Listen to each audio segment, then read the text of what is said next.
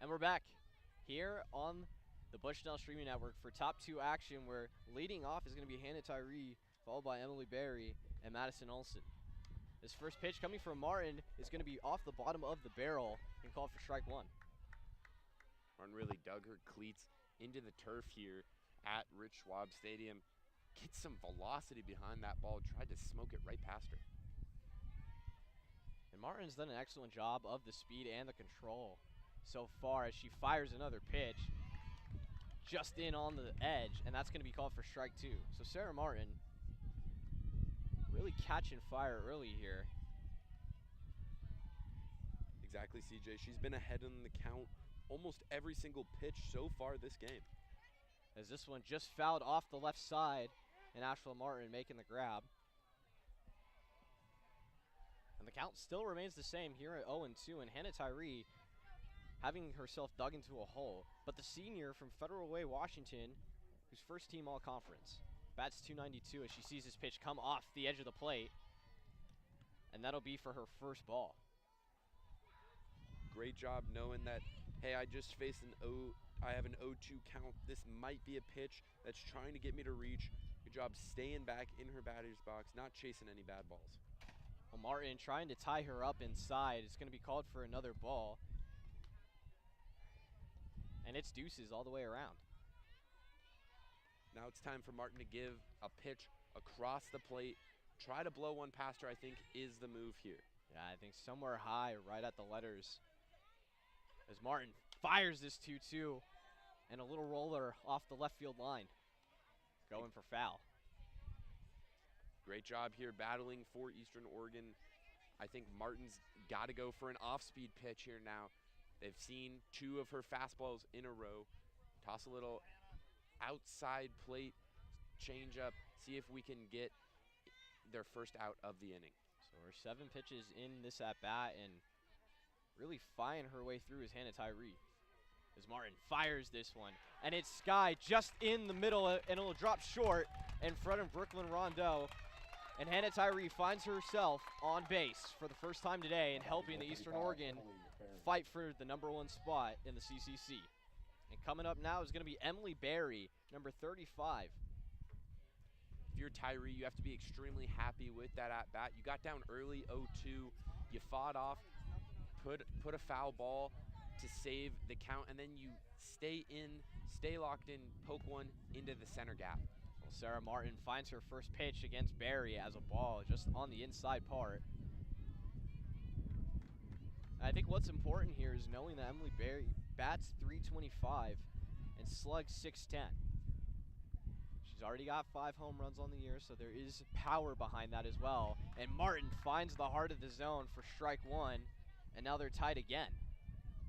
I think that's one thing Martin's going to struggle with today as she moves up and down this Eastern Oregon lineup. She's just going to find a lot of power, a lot of bats on balls. Their averages for Eastern Oregon are extremely high as a team. So bunt shown by Berry as she pulls back, and the ball is just off the side of the plate. And counted 2-1 here for Sarah Martin and the Beacons. Sarah Martin checks the band. She sets and fires.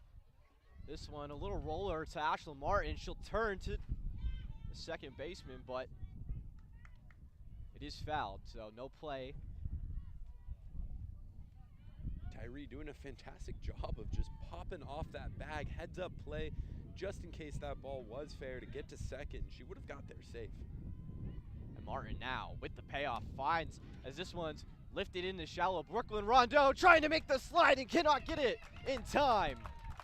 She tried to lay herself out, and the ball had popped out of the webbing. And an unfortunate spell for Bushnell as Tyree advances and Berry's on first. CJ, that was almost Sports Center material right there.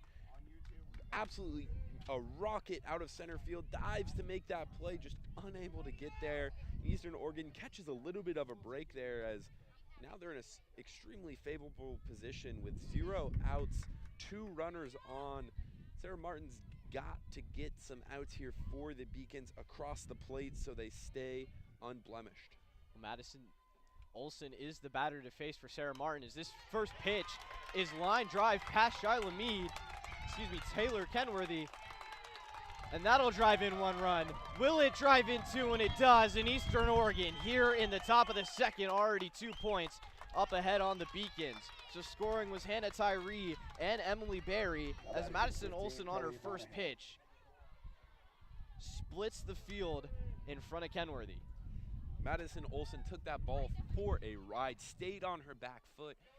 Great job of hands to ball, sends that one back to the fence there. Extremely hard line drive hit. Well, Martin having to defend now with a runner on second. First pitch is called for a strike against Monaghan. It's always a good sign when you just give up an RBI double, throw one right down the pipe. And Sarah Martin has great composure inside of the circle. She's been played like this before, and she knows how to finish as she fires this one just on the bottom part of the plate. And Monaghan having to pull back there. So a count of 1-1 for Sarah Martin with a runner on second of Madison Olsen. So Sarah Martin inside the circle. Lifts and goes. This one just a roller in between Shyla Mead. And coming all the way through is Olsen. And on a small roller single from Kelly Monaghan. That's 3 for the Eastern Oregon Mountaineers. And Eastern Oregon has just been absolutely tearing it up on the base path so far. A lot of extra bases here from the base running allows them to get 3 runs here in the second with 0 outs so far. They're just doing a great job finding the gaps. We've got one on the right field gap, one down center, one on left, and now we just found an infield gap between first and second base. Eastern Oregon doing a fantastic job of just getting contact, allowing their speed to dictate this game. Absolutely. And coming from the middle circle was the whole team after head coach Jim Patrick had a small conversation with Sarah Martin about the inning, where 3 runs have already been scored here in the top of the second. And not to mention Monaghan is still on first. And now due up for the Eastern Oregon Mountaineers is going to be Hope Burke, the designated player for today, batting in the number 8 spot, and sees her first pitch off the plate for a ball. For Bushnell right now, you've got to clear your mind, pretend like this is a new inning, just try to get out of it. You've got 0 outs. Well, as another connection through the infield, as that one was laced in the gap right next to Kenworthy. And another batter advances as Hope Burke is on first. That's really so not 2 what singles in a row. Madison Olsen hit a double, and Emily Berry had hit a single, and that's where we're currently at in the order of Haley Tyree coming up in the number 9 slot, just before the top of the order with runners on first and second. This ball coming through, no called strike, as Hamilton tried to frame it as good as she could. And that's ball 1 against Haley Tyree. And for Martin here, you're at the bottom of the lineup. You got to try to get it out where you can, especially at the 9 hole before you go and face the top of the lineup, which is going to be more tricky. Well, Haley Tyree, even though she is batting number 9, still bats .379, and umpire catching that corner zone for strike 1. And now it's tied 1 apiece with Monaghan and Burke on first and second. Tyree sets herself. Martin shakes off. She lifts and goes. This one's skipping across the dirt, no command. Hamilton, who is slow to get up as this pitch might have caught her in the lower part. Riley Peeler coming to have a conversation with Gracie Hamilton as there's going to be a small time for Hamilton to catch her breath and hopefully be okay. And Hamilton did a great job shifting her legs to get in front of that ball. It's a good old-fashioned Charlie horse right there, CJ. Sure, the laces caught her right on the inner part of the thigh. That's very painful experience to anybody who's ever felt that. But doing a great job of shaking it off, knowing her team needs her, getting right back into the action. One of the worst feelings as a catcher, as Martin delivers this one again on the inside part of the plate. And a count of 2-1, and going back to what Gracie Hamilton could have experienced. Some of the worst feelings are getting hit by pitches that you're trying to block, or getting jammed on the inside part of your thumb, and it's a stinger for the rest of the game. So Hamilton definitely battling with that as Monaghan finds herself on third. That pitch coming across the zone for strike 2. And now it's full for Haley Tyree and the Mountaineers. No outs still, as Martin lifts and fires this one just off the side of the plate and makes for ball 4. Not the moment that she wanted. It's really disappointing, CJ. Like you said, you've got the 9-hole there. You've got them at a 3-2 count with runners on second and third right before the top of the lineup comes up. You want to be able to get that punch out there, maybe get some momentum to try to take out the top of this lineup. Instead, now you're facing one of the best teams in the conference, most prolific hitters. This first pitch by Martin facing Reagan Clipper finds itself off the side of the base and called for ball 1. And something that's so tough about facing the top of the lineup is it's bases loaded for Reagan right here, who bats .433 on the year. This one called for strike 1. Great job by Martin there of putting this ball up in the top left corner, able to sneak it into that zone. Martin again unhappy with the pitch as she shakes off and fires. This one rolled into the glove of Meade. She'll throw down to Hamilton at first. The ball gets past, and that's another run scored. So Kelly Monaghan beats the tag at home as Meade tried to make the quick play for the lead runner.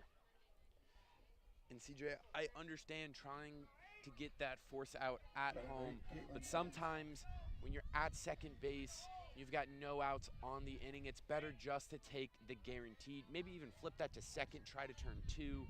Instead, you have an errant throw home. You're still have a 0 on the out call. Well, Kaylin Evans on a check swing, bats this one foul just on the left side, outside.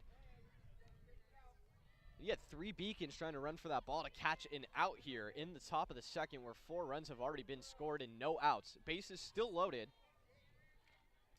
And now it's a situation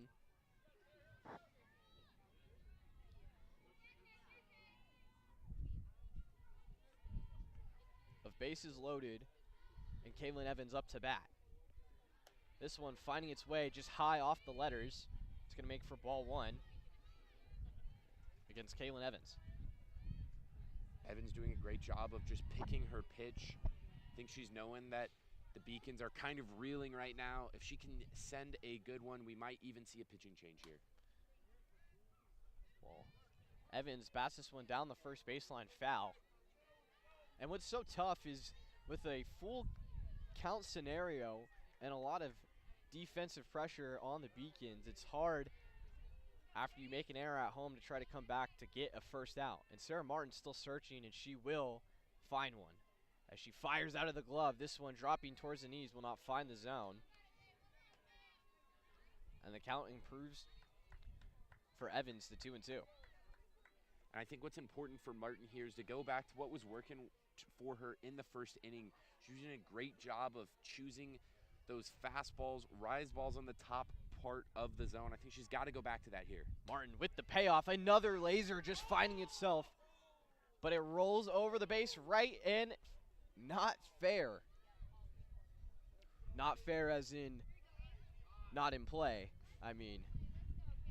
And Bushnell and Martin caught a bit of a break there. That ball was just inches away from potentially scoring 2, maybe even 3, as it was traveling down the right field line. Yeah, Evans got a great bat on the ball. That rolls over at the last minute. You can't play it any better than that, and the Beacons catch a lucky break. So bases still loaded for Sarah Martin on the 2-2, trying to find the payoff. Will she? This one batted directly back to Martin. She'll go for the forced play at first and an easy first out. And Kaylin Evans retired again in the same scenario of 1 and 3. You see, CJ, and right there, that's almost the time that I would go to home.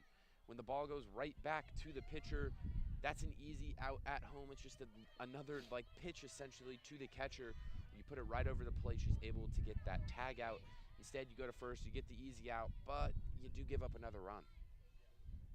So Martin fires this first pitch across the plate for Madeline Durham, the right-handed batter, for ball one. Martin's trying to go back to that rise ball there on the outside corner. Left it a little bit long. Catcher having to make an acrobatic play to be able to get that and not let that be a pass ball. Sarah Martin fires that second pitch just across the zone, and it is called for strike one. And Martin showing the heat, showing why the cheese works. Just not working too well in this inning, though, CJ. Martin throwing another hard one. Ashla Martin making the scoop. Peeler making the extension, and that's out number 2, but the lead runner will come in, and that is 6 runs scored in an inning for the Mountaineers here in the top of the second. And we're back to where this whole manium had started. Hannah Tyree. We've now made a full rotation, and there is going to be a small discussion in the middle of the circle. Peeler coming from first, Meade coming from second, and Hamilton coming from behind the dish. Right here, these are just the leaders of this Bushnell Beacons team coming to the center, telling their pitcher, hey, we're behind you. We've got you. Let's get out of this inning. We'll get on offense. We'll make up this lead. Just get us out of it here right now. We've got you. And Sarah Martin has a lot of mental toughness. There is no question. And she's found her way to battle back as this one gets lifted off foul on the left side. And just going back to my point earlier, now facing Hannah Tyree again for a second time in the same inning. Martin is relentless and knows how to battle through and find ways to put it in play, just as she had done before against Kaylin Evans to get the second out of the inning. But there's something to be said about how she has not wavered through everything this inning has tossed at her. As she tosses another pitch just across the zone, will not catch at the bottom part near the knees. Exactly, CJ. I think what you said there is perfect. You haven't seen once Martin's body language change. Normally when pitchers give up 6 runs in an inning, you can kind of see them get down on themselves, kind of start pouting. And this one just batted through the glove of Kenworthy, and another run finds its way inside. That was Reagan Clippert who found her way through. And now it's 7 runs scored here in the top of the second. And although Sarah Martin, with an unfortunate outing and finally showing just a little bit of the shake of the head, but it's not all on her. She fires and continues as this one goes. Lifted up by Emily Berry for the second time, and it's fouled. And a situation for Sarah Martin. 7 runs scored here in the top of the second. 2 outs, just 1 away with a runner on first. Yet to get a strikeout this inning. I think she's looking for a punch out right here. Martin fires just off the side of the bag. The velocity is still there for Martin. A lot of her pitches, I think it's just that the Eastern Oregon bats have kind of started to time up that velocity. As you start seeing more and more pitches, you're able to sit and kind of be able to get some hits on it. Well, Barry in the right side will lay one down as Kenworthy tries to extend and cannot get it. And she'll have her second single of the day. So back-to-back singles for Emily Berry and Hannah Tyree. And again, that's a situation where she needed the defense to come up right behind her.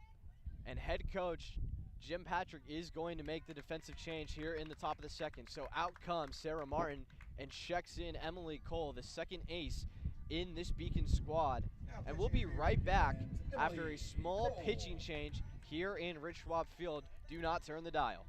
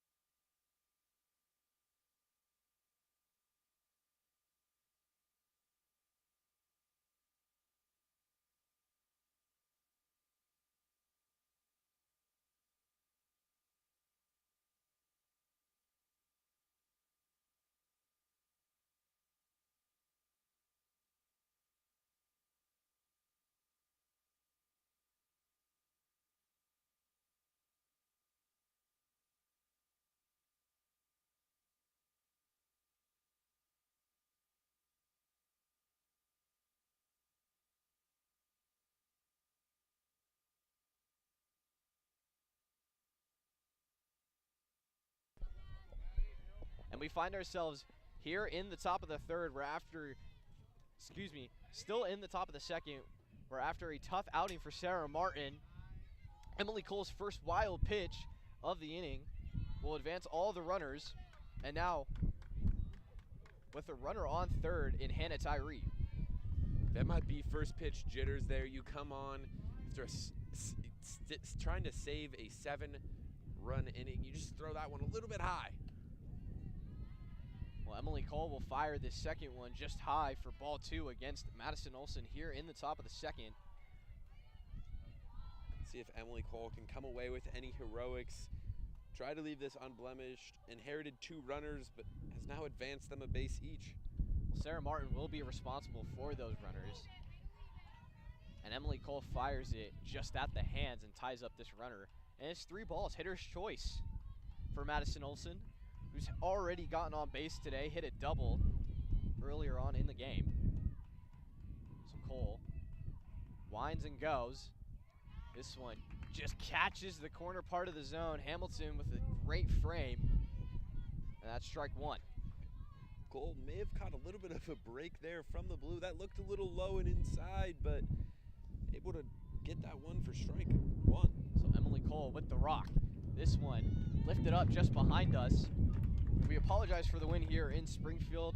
The weather is still nice, but definitely the wind picking up as we see the American flag valiantly streaming down in center field. Not a better sign in this world, CJ.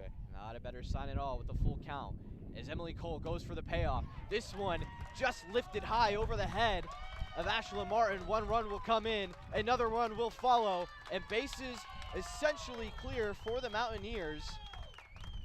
But Madison Olson, with another double, finds herself on base, and now it is 9 runs scored for the Mountaineers here in the top of the second. And when you thought it couldn't get any worse for the Beacons, just like a knife to the heart. And that's Olson's 2nd RBI double of the inning. That's just a stellar inning there, CJ. Well, coming up is Kelly Monaghan, who already has a single on the day so far. She took strike 1 against Emily Cole. And it takes Emily Cole a little bit of time. It's hard for her to come in these situations to try to relieve, but has done a good job so far as she sends this one just off the side of the plate, trying to catch her footing, and that makes for ball 1. Right here for the Beacons. You've now faced Eastern Oregon's hardest punch. They've got to settle down. They've got to dig their cleats into the turf, see how they respond. So a check swing from Monaghan doesn't go all the way through, but it's still a perfect pitch by Emily Cole, called for strike 2. So count of 1 and 2 for Kelly against Emily Cole with Olson on second. Cole sets and winds. This one slides off the left part of the plate again. For Cole here, I know you've got pitchers count. You've got to try to get them to chase here. I think instead you just got to put a strike over the plate. Try to get out of this inning with a punch out here. So Cole shakes the payoff and fires anyways as this ball fires right back at us and is fouled, and the count will remain the same. Cole did a great job there. A little bit of an off-speed pitch on the inside, trying to tie up the hitter. I think now you go fast outside, get the Beacons back on offense. So Cole trying to deal the 2-2. This one shot up foul right behind us again. Great battle here. Absolutely. Long at-bats make for good vision for the rest of the team to see what a pitcher is trying to go with. As Cole deals the 2-2. Riser just at the letters, but will not count for a strike, and it's full. Oh, and Cole's got to be a little bit upset about that one, as that was that rise ball that she was looking to set up, just barely misses at the top of the zone.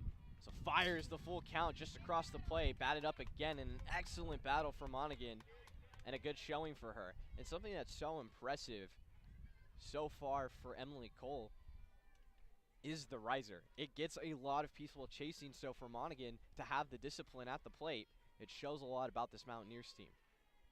Cole, the 3-2 payoff, coming up high, and she walks Kelly Monaghan.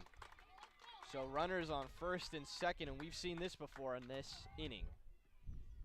Number 29, Hope. That's just so frustrating for the Beacons there. You bring in a new pitcher at the inning, maybe some new speed, but when you've got Monaghan taking her for 6 to 7 pitches, fouling everything off, now the rest of the team is kind of starting to time up maybe some of the speed, and Cole doesn't anymore. Well, Hope Burke, who is the batter in the right side, takes for ball 1, and her second attempt, she's already had a single in this game. And building off the mention of what Owen had just said in breaking into the bullpen this early, Burke lifts this one and skies it just into the glove of Brooklyn Rondo, and that's gonna do it here in the top of the second, where the Mountaineers score 9 runs. And we return in the bottom of the order. It's going to be Sarah Martin, Brenna Wilson, and Gracie Hamilton to follow for the Beacons.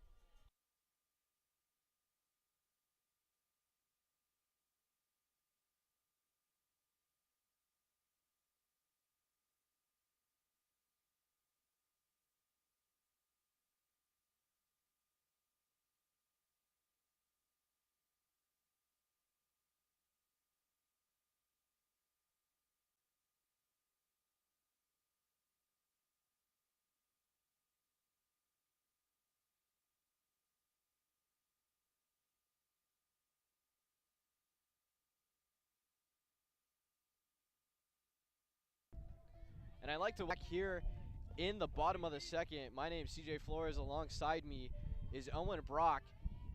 And after a rough inning for the Bushnell Beacons, where the Mountaineers score 9, they look to try to return some of that damage here in the middle part of the order, where Emily Cole comes in the bat in place of what would have been Sarah Martin. Emily Cole on the year bats just .5 as she sees that second pitch come across the plate for strike 1. CJ, there's no time like the present to change some of those statistics. The Beacons got to get on base. They got to get the bats hot here. Well, absolutely. Cole going through and trying to fish for it, and the count advances to 1-2. Don't love that swing there from Cole. Doesn't seem like she was given all that much effort. Gotta get a quality at bat here, even if you are the pitcher. Well, Parsons fires this one just off the side, and it's going to be 2-2 for Emily Cole. And Parsons spent a lot of time off of the hill, so she's going to have to take some time to reclaim the center circle as she lifts and goes on this one. And the full all the way through for Emily Cole, and strikeout number 3. It's actually 3 in a row for Parsons now. Yeah, and Parsons threw a mean curveball that started at Cole's hands, drops back into the zone. Absolutely disgusting there for the punch out. Well, the right-handed bat, Brenna Wilson, is coming up as she sees the first pitch just on the inside part of the line for strike 1. Parsons really has just been commanding this game so far from the circle, just having her way with most of the batters from this Bushnell team. So Parsons fires another off speed that so nastily drops inside the basket for strike 2. Right here for Eastern Oregon, their catcher-pitcher tandem has just been working the plate here with speed and then finesse. Parsons finding another one just come across high, but will be called for ball 1 at the letters. And Brenna Wilson's eye really keeping herself inside of that one. Yeah, but Brenna Wilson's eye has to be tripping right now. Parsons is throwing off speed, speed, off speed, speed. Well, she goes back to the off speed as it won't drop just on the outer edge, and it's 2-2 here. And Parsons having to go to work against Brenna Wilson, the 200 hitter and the OPS of 591. She was 0 for 2, but did have an RBI walk against Carroll in their last outing. As Parsons delivers this one, an off speed and a check swing for Brenna Wilson. Wilson doing a good job of just staying alive. Gets a little bit of a rise ball there. Didn't love it, just wants to see another pitch, see if she can give that one a ride. Yeah, an excellent check swing to keep herself in this at bat with one out already here in the bottom of the second. Parson for the Mountaineers lifts and goes. This one, a high bouncer to the first baseman, Emily Berry, and that will be out number 2 for the Mountaineers. That's what you get with those rise ball pitches. You see a lot of bats having to chop down on the ball. That means that it's an early bounce. It's a high hop to the infield, makes it an easy play. Able to just get the second out of the inning at first. Parsons, who's remained perfect so far, strives to remain perfect again through this inning. She has 1 strikeout, a line out, and is looking for that 3rd out. So a count of 0-1 for Gracie Hamilton. Hamilton lightly putting this roller in play from Olsen to first, and they're going to say that Berry took her foot off the bag on the extension, and Hamilton finds her way on to first base. And the Beacons caught a little bit of a break there. That wasn't a very hard hit ball. An errant throw makes the first baseman have to pick up her foot. Now the Beacons maybe have some life on offense here. Let's see what they can do. And it's going to be Marina Castaneda, the freshman coming up to bat, who bats 172 and an OPS of 482. Has 1 home run already on the year as this pitch comes out wild. Cole trying to steal. She slides head first and will get it in time. Excuse me, Hamilton finding that steal just perfectly. And now Parsons, by no fault of her own, has a runner in scoring position here. Got to go back to the well. I'm thinking she's looking for a punch out here. Not going to even bother her teammates with making a play. She's going to do it all herself. Well, bunt shown by Castaneda goes all the way through, and it's called for strike 1, and the count is tied 1 apiece. I don't know exactly why the Beacons would bunt here with 2 outs and a runner on second. I think you got to be swinging full, trying to get something into an outfield gap and get on the board. Well, Parsons, regardless, rubs the ball as she's done all game and fires the 1-1. This one line fouled off the side. And Castaneda keeping herself in this. Seen a few pitches all the way through. And a count of 1-2.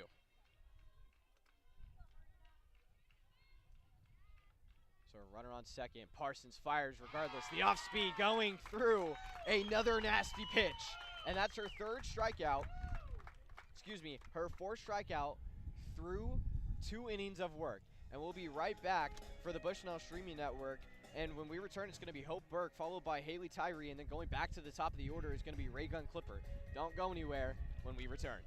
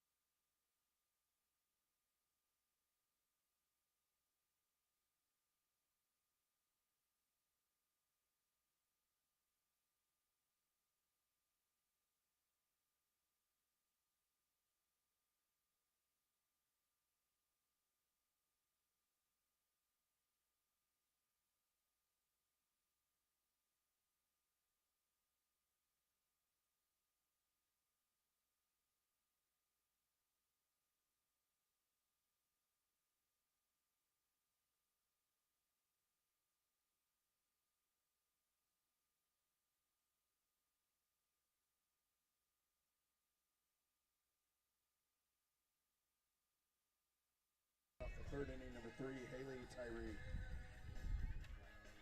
Well, it's the top of the 3rd. Good things are coming on the rise for Bushnell as Emily Cole will finally take her full inning of action after coming in to relieve Sarah Martin through that 2nd inning of work. And coming up to bat is going to be Hope Burke, who's already gotten on base with a single today. She was a key part in the bottom of the lineup to keep that no out rally going that led to the eventual 9 runs being scored. So Cole to face Burke, throws this one just on the inside part of the plate for ball 1. Great throw there by Cole. Just missed on the inside. Got to look for strikes here. I think she's got to get ahead in the count. This one skipping across the dirt for ball 2. And Emily Cole in an uncomfortable position now, finding herself in a hole.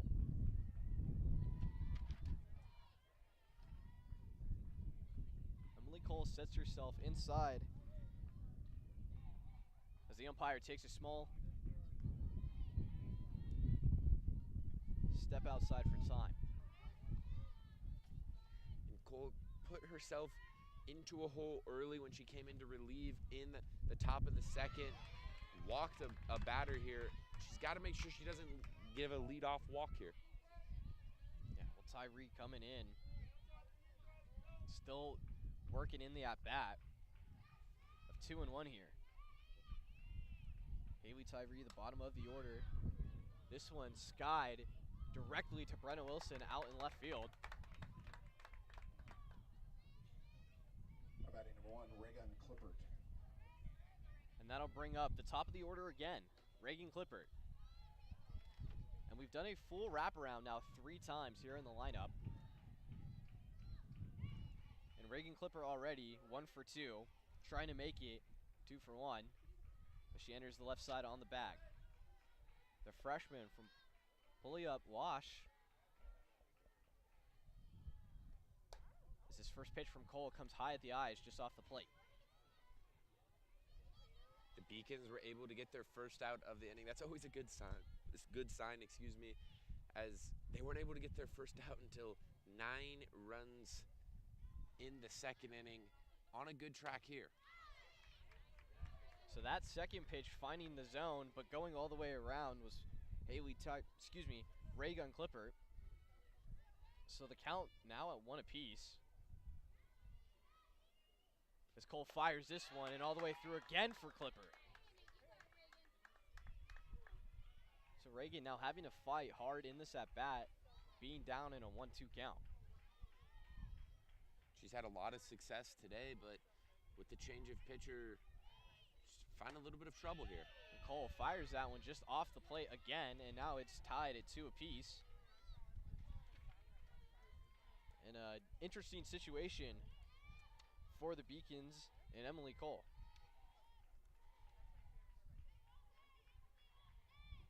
So Cole, the 2-2. This one batted up just outside of Rich Schwab, and it's fouled on the left. That one's going back to the preschool playground that we've got behind us. Bunch of little kids going to shag that ball. It'll be a nice little souvenir for some of these kids who come out to come watch these games. Emily Cole with the rock fires. This one skied up out of left field, but it is fouled. And she just needs to be patient with it. And Reagan, if she can straighten that out, would have gone from left. And right now, for Reagan, she's just a little bit behind on these balls from Cole. She's just throwing the bat out there. She's late, which is why it's skying up to left field here. She can get in front of these balls, really set her feet. Strike 3. Batting number 8, Caitlin And Evans. Cole, her first strikeout, and Bushnell's first strikeout as well, is good. And that's 2 outs here. And quick work for Emily Cole, who had to battle for it, but got the job done. Yeah, she had to work, and then she delivered a fantastic pitch. She was fired up about it as the Blue called that one a strike. Now facing Caitlin Evans, the 361 hitter, who's 0 for 2 so far, but that wild pitch just coming through. Now a count of 2-0. For these left-handed batters of Eastern Oregon, they've seemed to be a little bit late on Cole's pitches. They're fouling a lot down left field line, just not quite catching up to the speed of Cole yet. Emily Cole with the 0-2 rocks. Lets it go. This one, another skyer just behind us.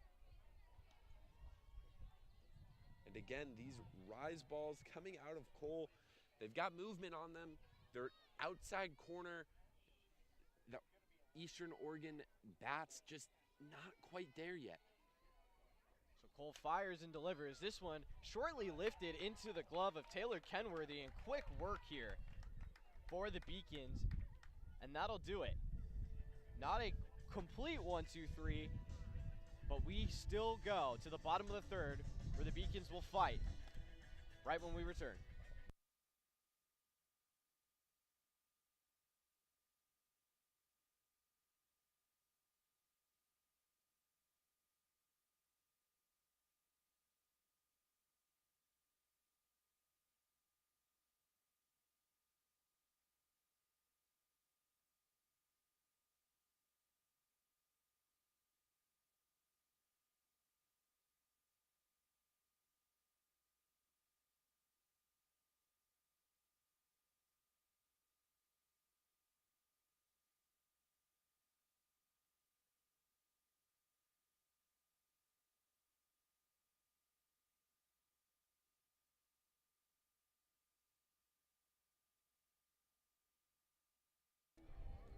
And we make our way back here for the bottom of the third. I'm CJ Flores, alongside me is Owen Brock.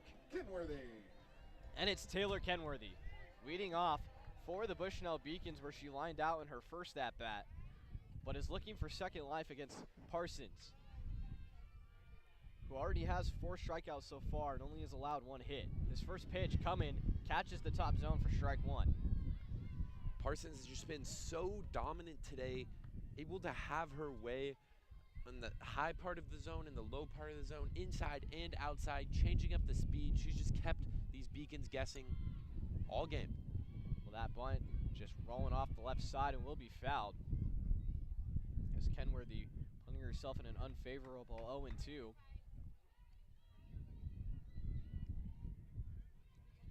Kenworthy, the shortstop, who just made a play a few moments ago, finding herself back into the action. She had an easy pop fly to make that play. This is no easy task facing Parsons. Well, good eye by Kenworthy. She saw that one down low at the feet, and it makes a count of 1-2 here. Kenworthy's got to protect the plate, but still hunt for her pitch. Well, Parsons with the line fires it. Worthy all the way through, and another strikeout notching itself in way of Kylie Parsons. That's number 5. And for Parsons, she just blew that one right down the inside corner. Set up Kenworthy by throwing 3 straight pitches on the outside corners. Then decides to go inside and hot. Blows it right past her. Parsons deals the clean slate pitch as it's in the middle of the basket for strike 1.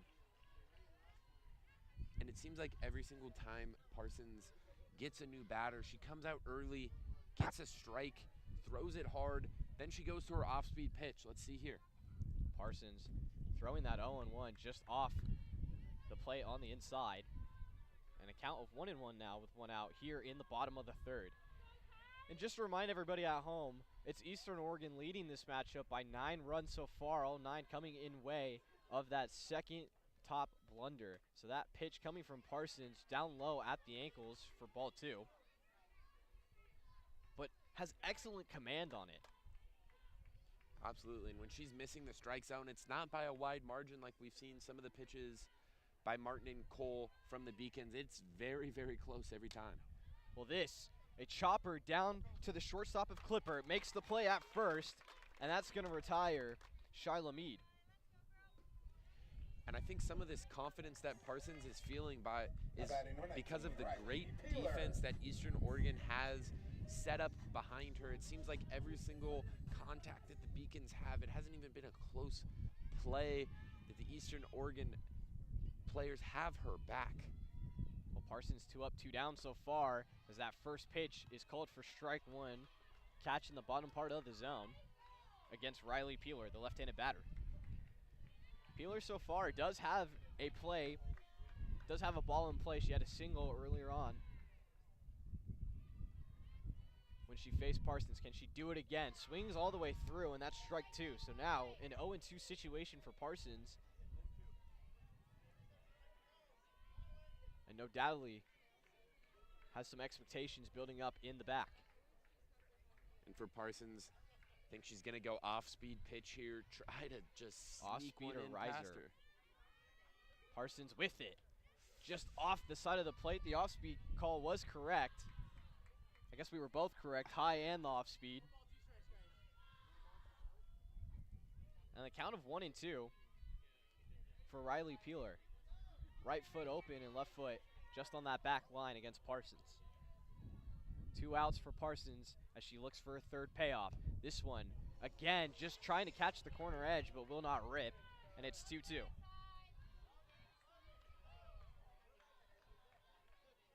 And for Peeler, this is a big one. Trying to get her team on base, have Violet Richardson help in the RBI situation. But Parsons looking to deny. Will she? Just off the side of the plate again. And full count it is. Having to work very, very hard for it. Peeler's putting up a great fight behind the plate there, having great eyes on some of these balls on the outside. Well, the full count from Parsons does catch the outer edge for strike 3. And what a frame for Kylie Parsons. 3 up, 3 down, 2 strikeouts. And that's going to lead us into the top of the 4th. We're due up for the Eastern Oregon is going to be Kaylin Evans, Madeline Durham, and Hannah Tyree when we return live on the Bushnell Streaming Network.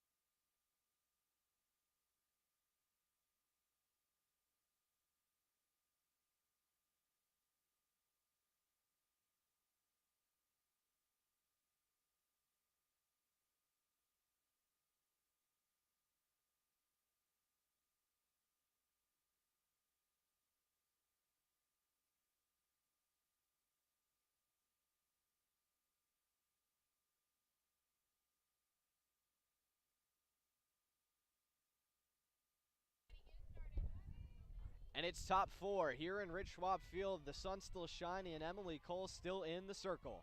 Fires that first pitch just inside against Madeline Durham. And so far, Durham's 1 for 2, looking to make it 2 for 3. Emily Cole with 1 ball already will fire this one away. Batted directly back to her, but Cole, no effort. Just a little bit of a line drive catch. And Cole, with some quick reflexes there, snaps that glove down, able to make the catch right at her hip. That's one of those awkward scenarios where you don't know if to go vertical or down low with that glove there. Yeah, absolutely. A scary pitch that got sent right back to her, but Emily Cole, fearless. And that's out number 1. You know, when Owen was talking to me earlier just before, in between innings, and he said Emily Cole's pitch count is still relatively low, trying to work through these at-bats, and another 1-pitch count and a 1-pitch out for her. So Hannah Tyree having to battle at the plate with a count of 0-1. Sees the second one, goes all the way through, and now it's 0-2. This is a great count for Cole here.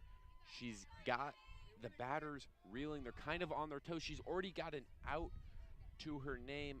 I know you try to get batters to reach here. I think she's got to go for a punch out, though. Saw the one up high, the riser at the letters, calls for ball 1. Yeah, and she's really trying to take her time and work through these at-bats, going back to the cheese, going back to the off-speed, trying to paint the corners as that's her bread and butter. And we'll see if she can find it here. This one thrown just low at the knees. Hamilton trying to frame and will be called for ball 2 instead of strike 3.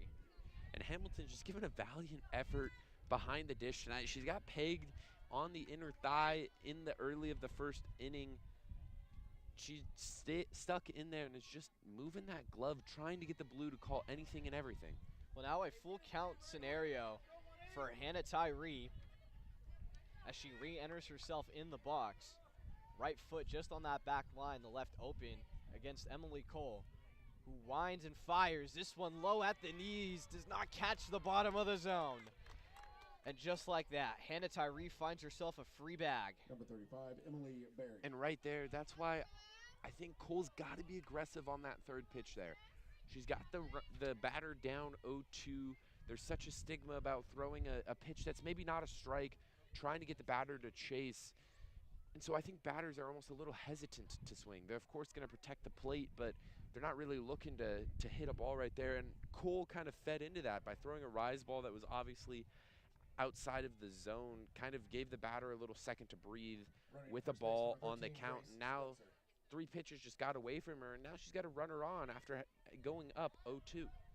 And coming in to pinch run is going to be Spencer instead of Hannah Tyree, who is the catcher, so it makes sense. And having to face Emily Berry in the right-handed batter's box. That first pitch just come in on the inside part of the line and will get called for strike 1. An excellent paint on the edge. And with Spencer as the pinch runner, she popped off that bag with an urgency. It looked like she might actually go and steal there. So Cole, the 0-1. This one just tapped up and is fouled on the right side. So now, for Emily Berry and the Mountaineers, it's an 0-2 here in the top of the 4th, where you still lead this matchup 9 runs to 0 for the Beacons. Runner on first and Spencer. Berry setting herself. The 0-2 coming across. This one batted up again, fouled, and will be outside of Rich Schwab. And I love that pitch out of Cole there. I talked about it last at bat. She got the batter down 0-2. She threw a ball that was not even close to the zone. Right here, she throws one on the low corner. Batter wasn't necessarily ready for that. We saw that in the late pop-up. I think she's got to continue throwing strikes here. So Berry to see the 0-2. This one is going to be lifted up, fouled, and Taylor Kenworthy making the play from shortstop. How about that to get the out? Look at that. Ground covered there by Kenworthy, doing a fantastic job of being light on her feet, stretching all the way down to the third base line to make that catch, and then had the awareness to, as soon as she made it, find the cut to get to second to allow Spencer to not take another bag. So coming up to bat is Madison Olson against the clean slate pitch and 2 outs. Olson chops that first one just outside of Rich Schwab. So count of 0-1 for Olson, who so far is 2 for 2. Trying to make it 3 for 3. But you don't want to find yourself behind on Emily Cole. Cole rocks and goes. This one lifted up again just behind us. You know, one of these days, Owen, I'm going to try to catch a foul ball. Maybe I'll give it to a fan and it could be their souvenir, but as every baseball announcer and softball announcer's dream is just to catch a foul. Yeah, and that one gave us a little bit of a haircut there as it bounced in the concession stands just right behind us. So Cole looking for that payoff pitch at the letters, won't go. I understand being a little bit scared of this hitter who has 2 RBI doubles today, but it works so well for you just to throw strikes in the 0-2 last at bat. I think you just got to continue it if you're Cole. Olson to see the 1-2, goes the long way round for strike 3, and Emily Cole, the second strikeout that Bushnell has needed today, and that's 3 outs. But the Mountaineers still lead this matchup here as we transition to the bottom of the 4th, 9-0. So due up for the Beacons is going to be Violet Richardson, followed by Ashlyn Martin, and then Emily Cole, the pitcher, when we return live on the Bushnell Streaming Network.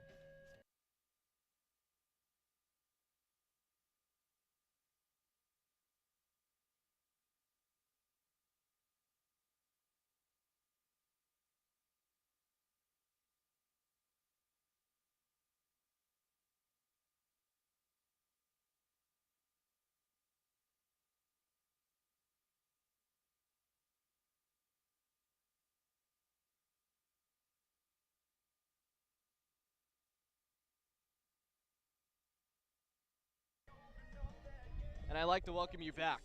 Bottom of the 4th action here in Rich Schwab Field. I'm your voice, CJ Flores, alongside me, Owen Brock. And through 4 innings of work so far, the Bushnell Beacons find themselves in a heavy drought of 0-9. But Violet Richardson looking to flip that script on its head as the leadoff hitter. Also has 8 home runs on the year for Bushnell. So Parsons fires that first pitch in the basket, and it's called strike 1. I mean, what more can you say about how dominant Parsons has been through this appearance? And I've been saying it for a lot of the day. She's always ahead in the count. might be a little bit presumptuous, but it's almost like the Beacons are just starting with an 0-1 count baked in. Yeah, it's hard to get back into it once you're already behind, and Parsons doing an excellent job of finding her footing and striking first here in an 0-2 count against Violet Richardson, something that is a tougher scenario. She needs to battle and find her pitch. So settled in on the right, Parsons delivers just off the side of the plate, and that's now a count of 1-2 for Violet Richardson. Parsons just misses the right corner there. Almost got a punch out. Well, Parsons with the 1-2 delivers this one. The dropper finds itself in the basket for strikeout number 6 against Violet Richardson, the top hitter for Bushnell. And that's Parsons' 4th strikeout on a circle change tonight. It's been her bread and butter. She sets up these batters with rise ball, then hits that little circle change, drops right into the zone, and has left these Beacons just with no answers. Just has left them guessing. Is Ashlyn Martin, the batter who's now in the the right-handed box, takes for ball 1, and I miscalculated how many strikeouts Parsons has. That's number 7 on the afternoon. Martin lines it out, foul on the right side. So a count of 1-1 with 1 out. Ashlyn Martin trying to make work here in the bottom of the 4th. Martin is a 2-time state championship winner from Sheldon. So she knows how to work the at-bats. This one lifted up, fouled, just off the Mountaineers' dugout, and a count of 1-2. And for Martin right here, what she's got to do for the Beacons is just get a little bit of life just somewhere. The Beacons have not gotten a runner to second base since the 1st inning. They've got to at least put some pressure on Parsons. Well, this one skipping across the dish here and making the count of 2-2 against Ashlyn Martin, who has had to work so valiantly through this at-bat. I mean, she's worked really hard to tie it up. Has fouled a couple, has seen a couple come off the plate, and the eye is working so far. Parsons trying to go to the payoff. This one swung all the way through, and the payoff is pure.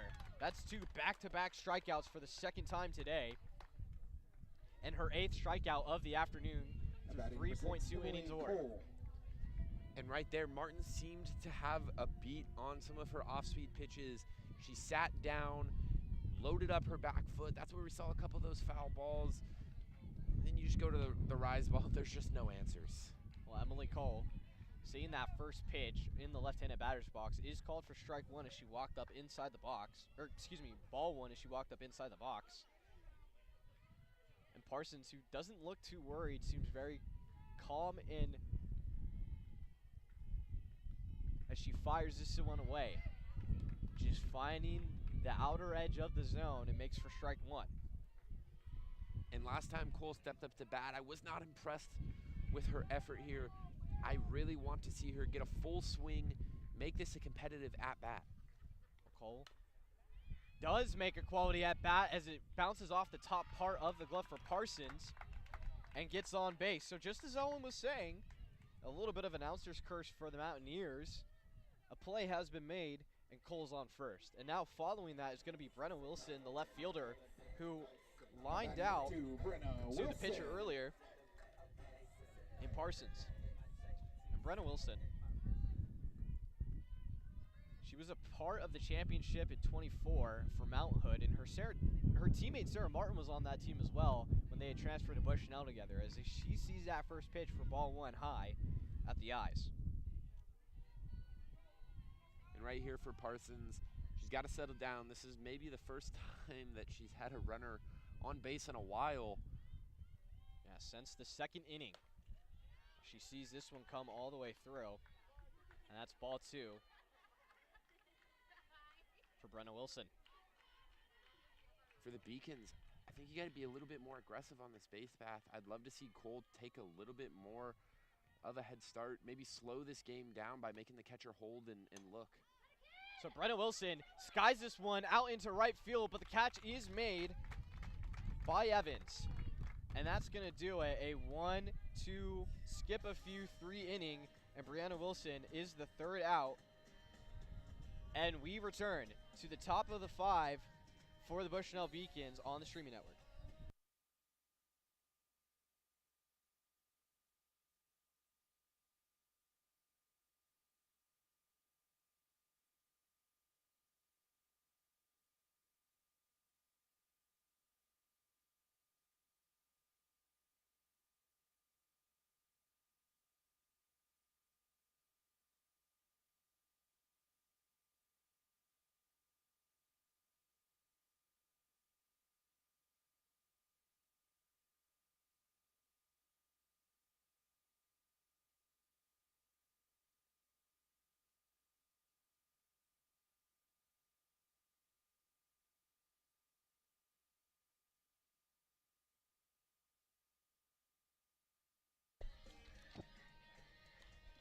And we return here in the top of the 5th. Leading off the top of the 5th, And it's going to be 15, Kelly Monahan. Kelly Monahan coming up to bat here. And through 2 at-bats, Monahan has been on base once through a single and once she got walked. So here for her 3rd appearance at the plate and her 2nd against Emily Cole.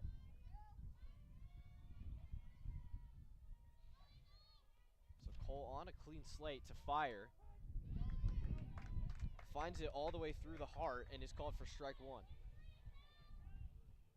Cole's been doing a great job, especially last inning, of getting out to an early lead in the strike count. So this one by Monahan is batted out, and Peeler tried to make the catch in foul territory, almost had it, but it dropped off the edge of the glove. That could have been big there for the Beacons. Little pop fly in foul territory. Your first baseman's reaching out, trying to make an over-the-shoulder catch. Those are extremely tough to track. Unable to come down with them, but now Cole's still got an 0-2 lead in the count. So Cole firing that 0-2 finds itself sweeping off the plate. And again, Cole's getting a little bit complacent being up 0-2. I know I seem like a broken record, but she's been so good when staying aggressive while up in the count rather than just throwing these pitches that are just not exactly hittable. Well, Monahan, who bats .261 on the year, really working these at-bats against Cole and Martin, seeing a lot of pitches come through, and the count of 1-2 so far for her. Monahan trying to keep herself alive as Cole fires. This one's skipping across the plate, and it's 2-2. And sometimes that's what a relentless hitter can do to you, CJ. When Monahan is just getting bats on balls, even though they're not going into fair territories, she's just fouling them off, just relentless. So Cole fires as this one's lifted up into the glove of Shyla Mead like a vacuum. And that's going to do it for Kelly Monahan on a short pop. Batting number 29, Hope Burke. Mead did a great job of stretching back there, moving into the outfield to make that catch, not allow Cole to have any runners on, allow her to be free to throw her pitches. Well, facing Hope Burke, and she takes that one just outside of Rich Schwab fouled. And now sitting at a count of 0-1, and something that we're seeing a lot of from this team is how fast they go out to try to get some swings in. They do not wait, and if they like one, they go get it. That might just be, this one's batted up, and Emily Cole finding a way to crash in from the circle and getting the 2nd out. Excuse me, just as I was saying before, Batting number 3, Haley Tyree. they love to swing when they find a pitch that they like, and that one costing Hope Burke. Cedar, that's a philosophy called no time like the present. Sometimes you see a ball that you like, even if it's early in the count, it's better to give it a ride than wait for the edge where you might get an unfavorable call from the ump. There's a lot of things that can happen if you wait. You just got to go now, and it's been working for Eastern Oregon as they're up 9-0. Yeah, Eastern Oregon here in the top of the 5th, leading 9-0, as this one almost finds its way fair, but is still fouled by Haley Tyree, also a senior this year from Federal Way Wash, her sister, who is the catcher. So far this year, she bats .379. She had 4 RBIs against Warner Pack and that was on February 22nd. And she's the 9-hole for this Eastern Oregon team. It just shows the talent that they have up and down the roster. So this one is skied high out of left field, and Brenna Wilson trying to go her way back, but it's fouled. So a nice little jog of the bases for Haley Tyree, but she has to come all the way back. Brenna Wilson's got to make that catch there, CJ. Looked a little too far outside of the fence for her, but maybe just a hair step into the left and she might have had it. But the count of 0-2 for Emily Cole against Tyree. Can she finish the job? That pitch coming on the inside part. And it's 1-2 for Haley Tyree. And you have to applaud the eye. I mean, a couple of foul balls back to back. And now seeing that first pitch come in for a ball. This one driven down deep into center field. It bounces off the wall. And still does not have it. And she will have an inside the park home run, because Brooklyn Rondeau could not get the ball in time. And how about that? The Mountaineers here in the top of the fifth. 10 runs scored and an inside the park home run. Batting number 1, Reagan Clipper. Haley Tyree absolutely rocketed that ball into the outfield. I think she caught the Beacons a little bit flat-footed there. Scrambled to get the ball. She runs the base path with a tenacity, rounded second without losing any speed. Got sent home, and she makes it there. She could have stood up and made it there, CJ.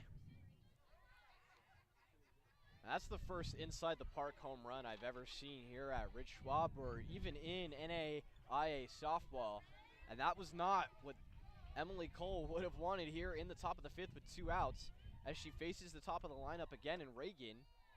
And Reagan taking that second pitch for ball 2, and it speaks to the volume, just as Owen was mentioning before, of how hard this team can fight even through the bottom of the order like the 9 slot.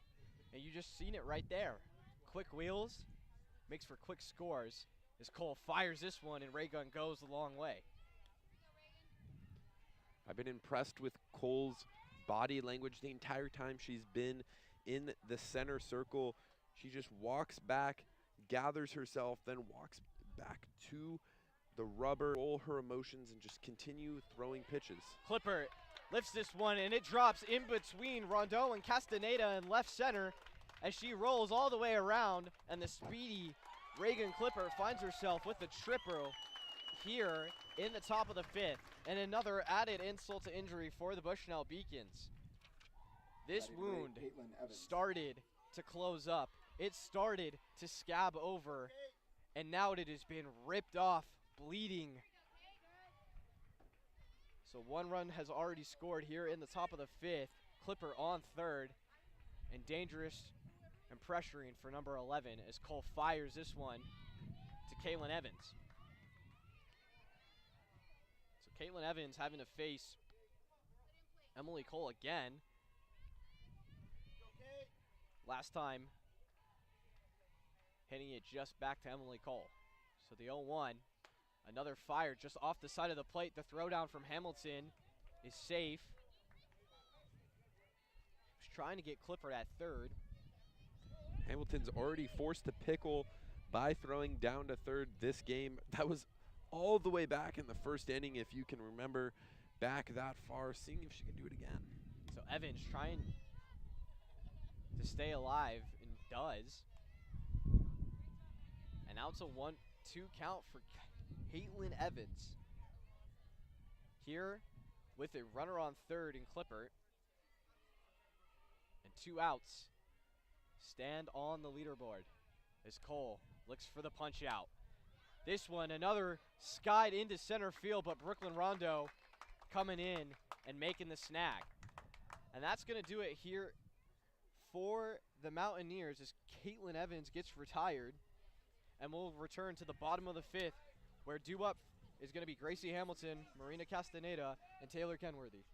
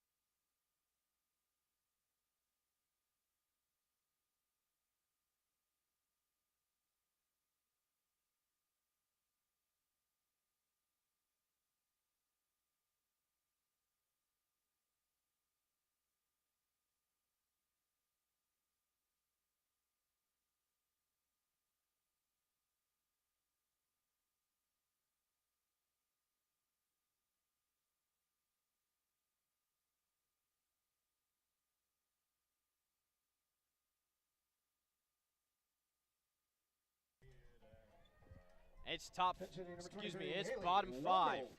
Here in Rich Schwab Field, I'm CJ Flores. Alongside me is Owen Brock, and through 5 innings of action, this is Bushnell's last chance to find themselves on the board and keep this game going, or else they'll be run ruled at the end. Coming off the lead,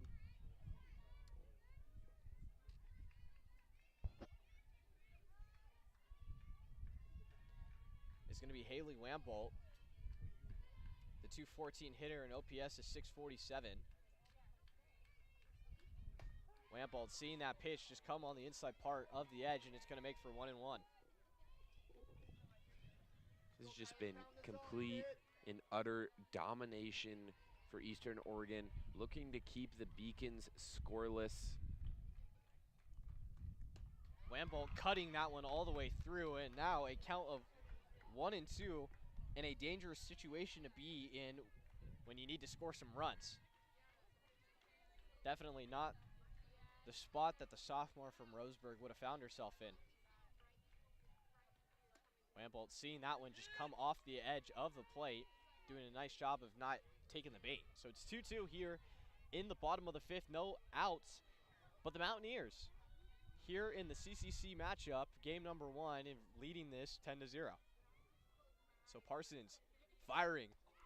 The off-speed, nasty, and the finisher to sit down Haley Wambolt and get strikeout number 9. And you heard a little bit of the crowd reaction there, CJ. They were fired up because that was an absolutely disgusting pitch. She's been throwing those fastballs for the entire at-bat and then just throws that circle change right in the middle of the zone. The Beacons were way out in front of it. Well, Castaneda now up to bat, seeing that first pitch come across the plate for strike 1, and has not had an easy time. She's 0 for 3 so far. Castaneda trying to fish for it down low. And now a count of 0-2. It's dangerous for Castaneda here in the territory. Only 1 out though.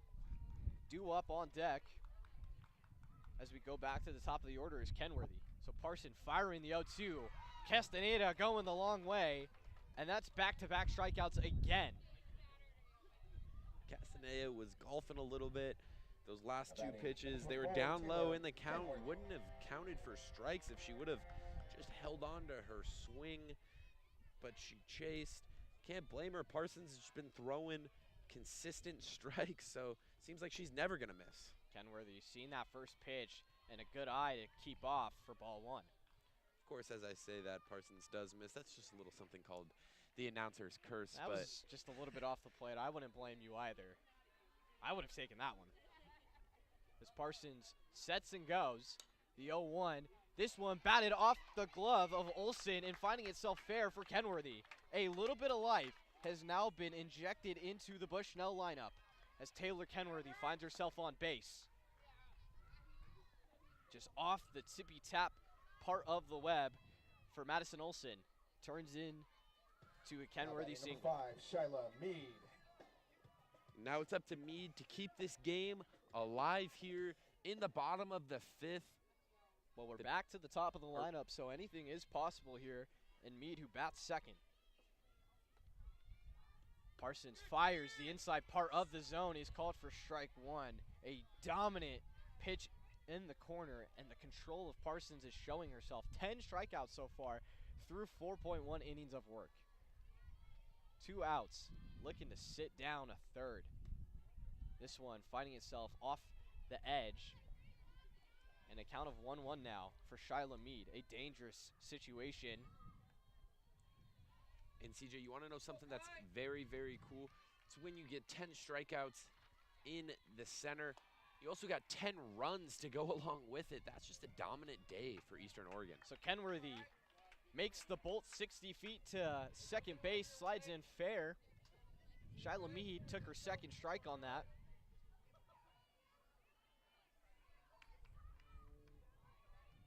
And this could be it. A count of 1-2 with 2 outs and a runner on second. Parson to deliver the payoff. And she will. Her 11th strikeout of the day finds its home.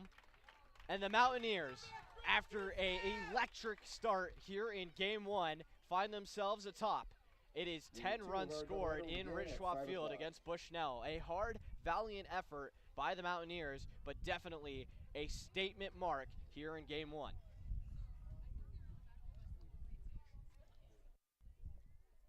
Yeah, you mentioned it best, CJ. That was a little bit of a statement here from Eastern Oregon as they won by double digits. They get the run rule. They're the number 2 team in the conference, and they showed why. This Bushnell team had a little bit of momentum coming into the game, getting some big wins over at Corbin.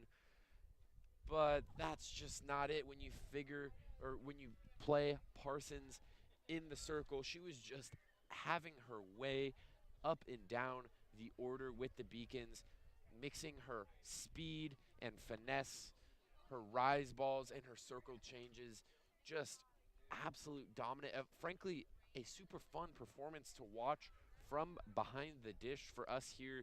We got to see the emotion that she showed on the mound as well when she got those punch outs. She was still pumping her fist even after her 10th strikeout of the day.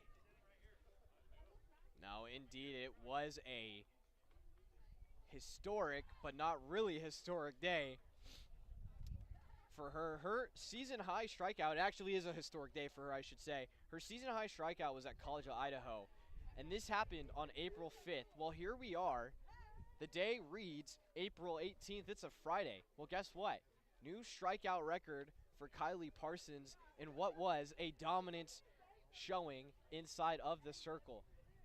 And with that, Bushnell will fall to 11 and 26 and 6 and 16 inside of the CCC conference. And for Eastern Oregon, they advance to 24 and 6. They get a conference win, and now they're 19 and 3 in the conference, still chasing Southern Oregon for the #1 spot. But that's going to do it here inside of Rich Schwab Field for the first game of the doubleheader series. We have another game for a quick turnaround at 5 o'clock shortly in 30 minutes. Please do not go anywhere because there is still another battle, another fight, and one more chance for Bushnell to split this series when we return.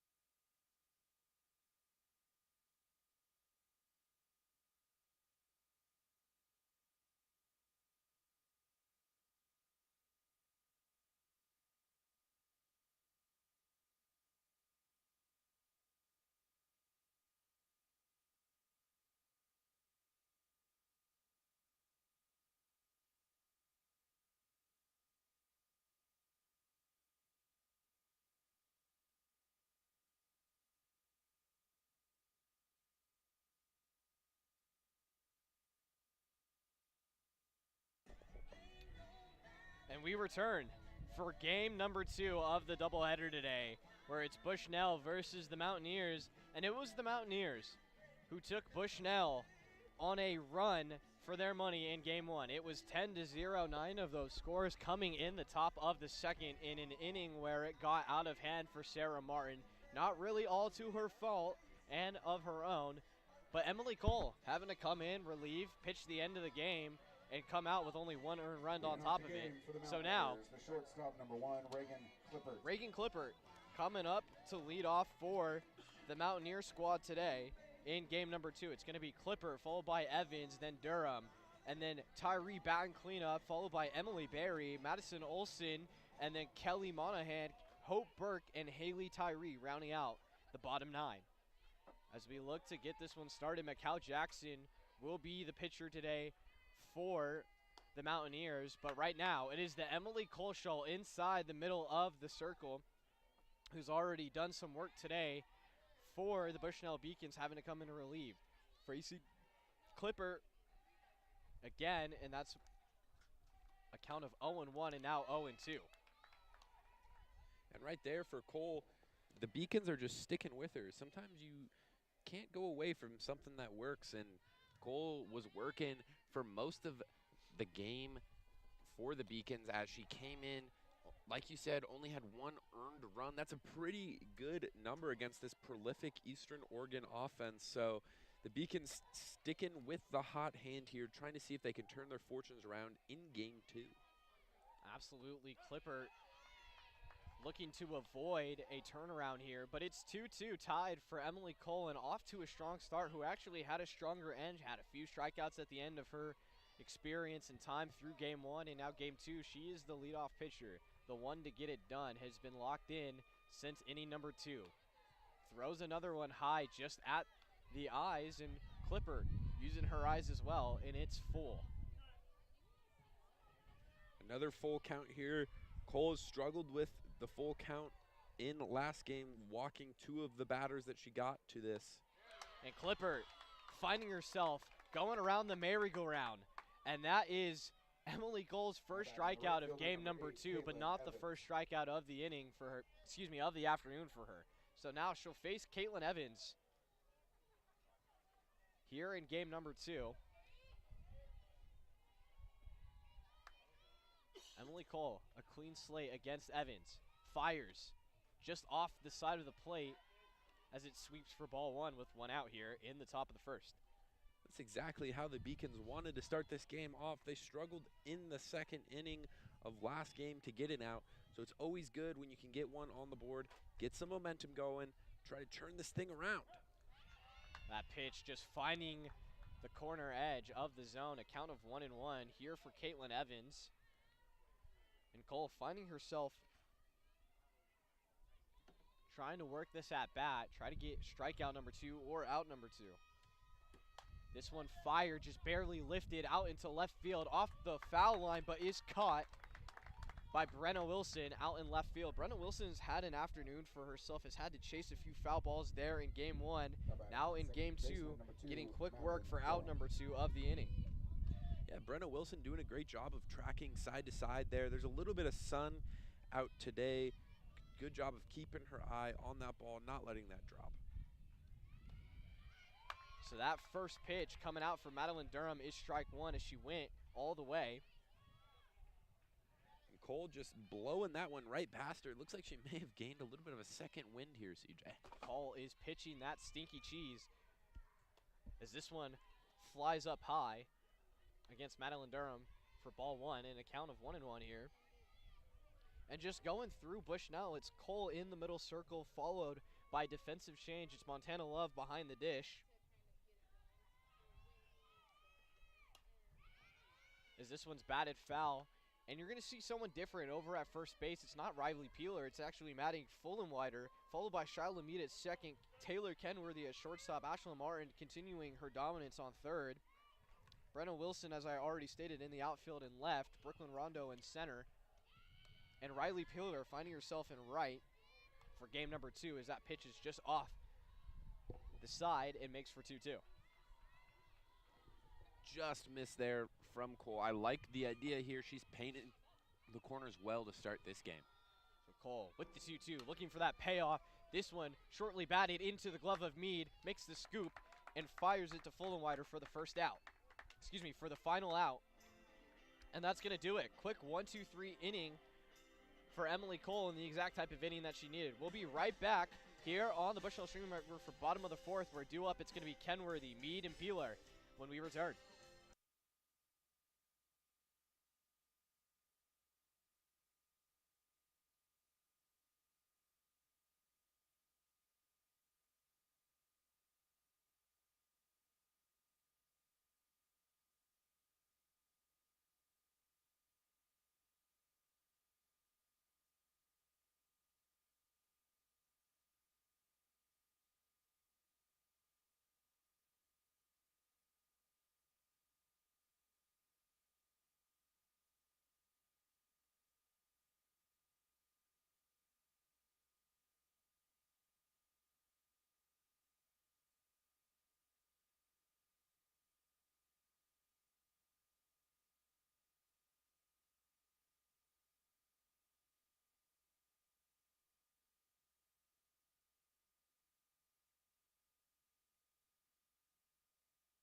Shortstop number 24, Taylor Kenworthy.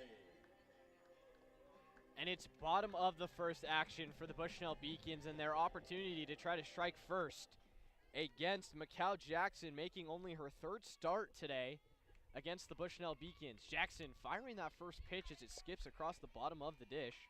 And Kenworthy using her great eyes for ball number one. Right there, that might have been a little bit of first pitch nerves. Unexperienced pitcher here for Eastern Oregon, trying to get some new blood in here, get some young people some experience. Kenworthy laying this one down the third baseline, finds it fair, and finds herself on first. So Kenworthy with an excellent chop there. What a way for the Beacons to start here. Going 1-2-3 in the top of one, and then first batter getting somebody on. Great start for the Beacons. Especially in these doubleheaders, it's important to have a short memory. If you're getting run ruled in the first game, let's see what they can do here. So this bunt by Mead to try to advance the runner at second will do. The sac bunt is good. So Kenworthy advances. Mead's thrown out at first. Fantastic bunt there from Mead. Saw her put that down right in between the catcher and the pitcher. Able to advance that runner to second with little hassle at all.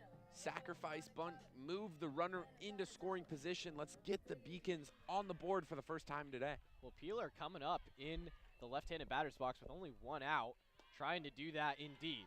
Move the runner, but she sees the first ball come across the plate for strike one. And Kenworthy on second with speed. Peeler just looking to put this ball in play. Checks the band, takes a deep breath, and re-enters herself in the box. Left foot on that back line with the right open. Jackson, the delivery, skips off the edge of the plate again, down from dirt side. So a count of 1-1 for Peeler. And Peeler, it's really, really important here for her to stay back. She's got to be early on this ball. If she can poke one to right field, might be able to score. Peeler seeing that one just come inside, thought about it and pulled back, and now it's a count of 1-2. That one just dropping on the corner edge. Peeler hasn't seen too many high and tight so far, so it's all about the location. Jackson, the wind. This one in the same spot, trying to catch the edge, will not get that front door. So 2-2. 2-2. It's a hitter's count, honestly, still here, CJ. You got a runner in scoring position. Pitchers have to be careful. Can't give you anything low in the zone. So this one swung on a small roller, and it's going to be retired at first. So that's 2 outs back-to-back, and Riley Peeler finding yourself out from the play. And that was Maddie Durham who made. Violet Richardson. And now it's Violet Richardson coming up here, batting cleanup. Somebody who leads the team in home runs, also leads the CCC, has really put herself out on the line and working for her team. So Violet Richardson sees that first pitch just in the basket for strike one. Kenworthy on third with 2 outs. This is the situation where Richardson can go into takeover. Absolutely. You've got to poke one into a gap somewhere. And Richardson does as she lifts it over the shortstop's head. And Taylor Kenworthy will go in. And Violet Richardson, who goes past second, tries for third. And no tag and is safe. So Violet Richardson uncharacteristically skips second and finds herself squeaking on. I'd like to go back and reiterate that statement. They originally had the third base umpire say it was safe, and now we're looking at a change. So the score still remains the same. Bushnell leads by 1, but we're going to transition to the top of the second here when we return.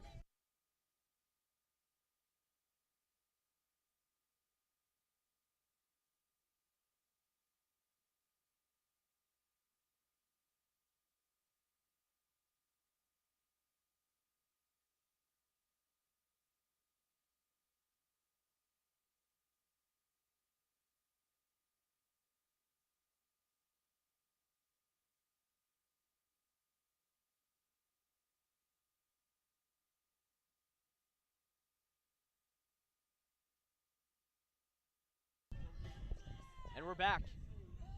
Here live in Bushnell in Rich Schwab Field, I'm CJ Flores. Alongside me is Owen Brock here in the top of the second, where after a confusing turn of events where Violet Richardson kept going and tried to steal third and grab an extra bag, she was called out. And now Emily Cole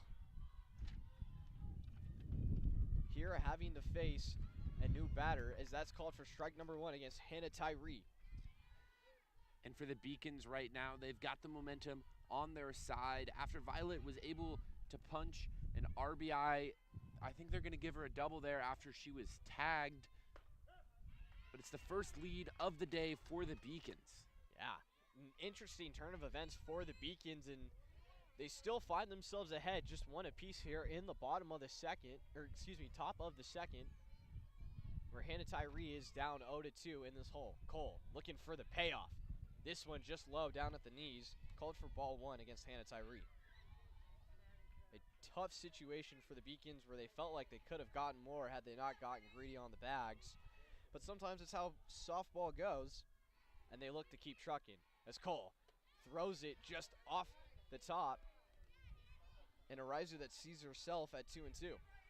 And Cole's had some trouble placing those rise balls today, especially in the earlier game. We saw her get a little bit too aggressive with some of them, missing high in the zone quite a bit.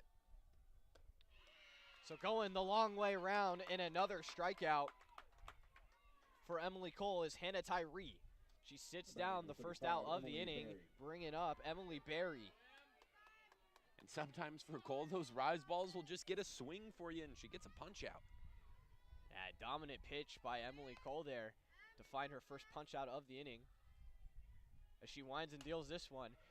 This one lifted, but like a magnet into Peeler's glove. That's out number 2. Quick work and first pitch action.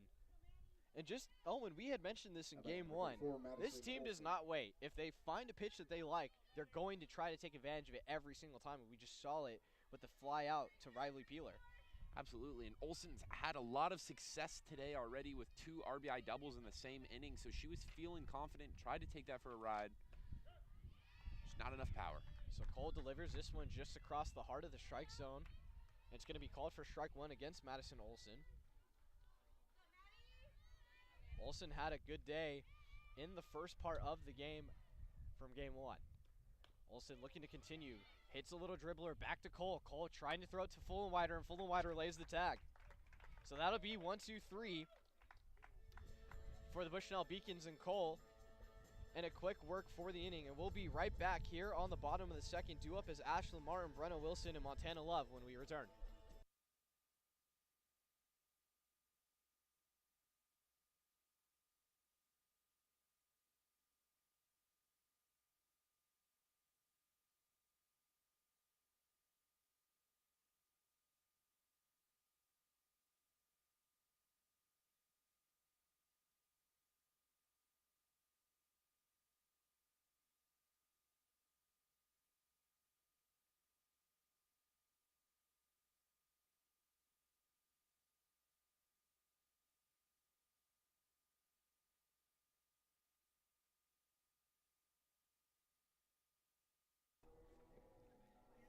And I'd like to welcome you back to inning number 2, and it's at the bottom where the Bushnell Beacons still lead by a squeaky 1-0.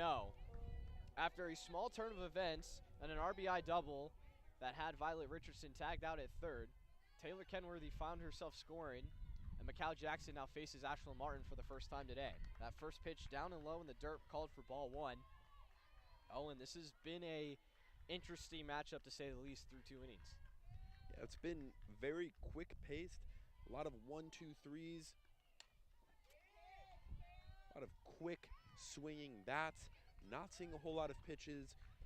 We do have a run on the board though, and it's interesting because this is the first lead for the Beacons. Let's see if they can capitalize on it and maybe extend it.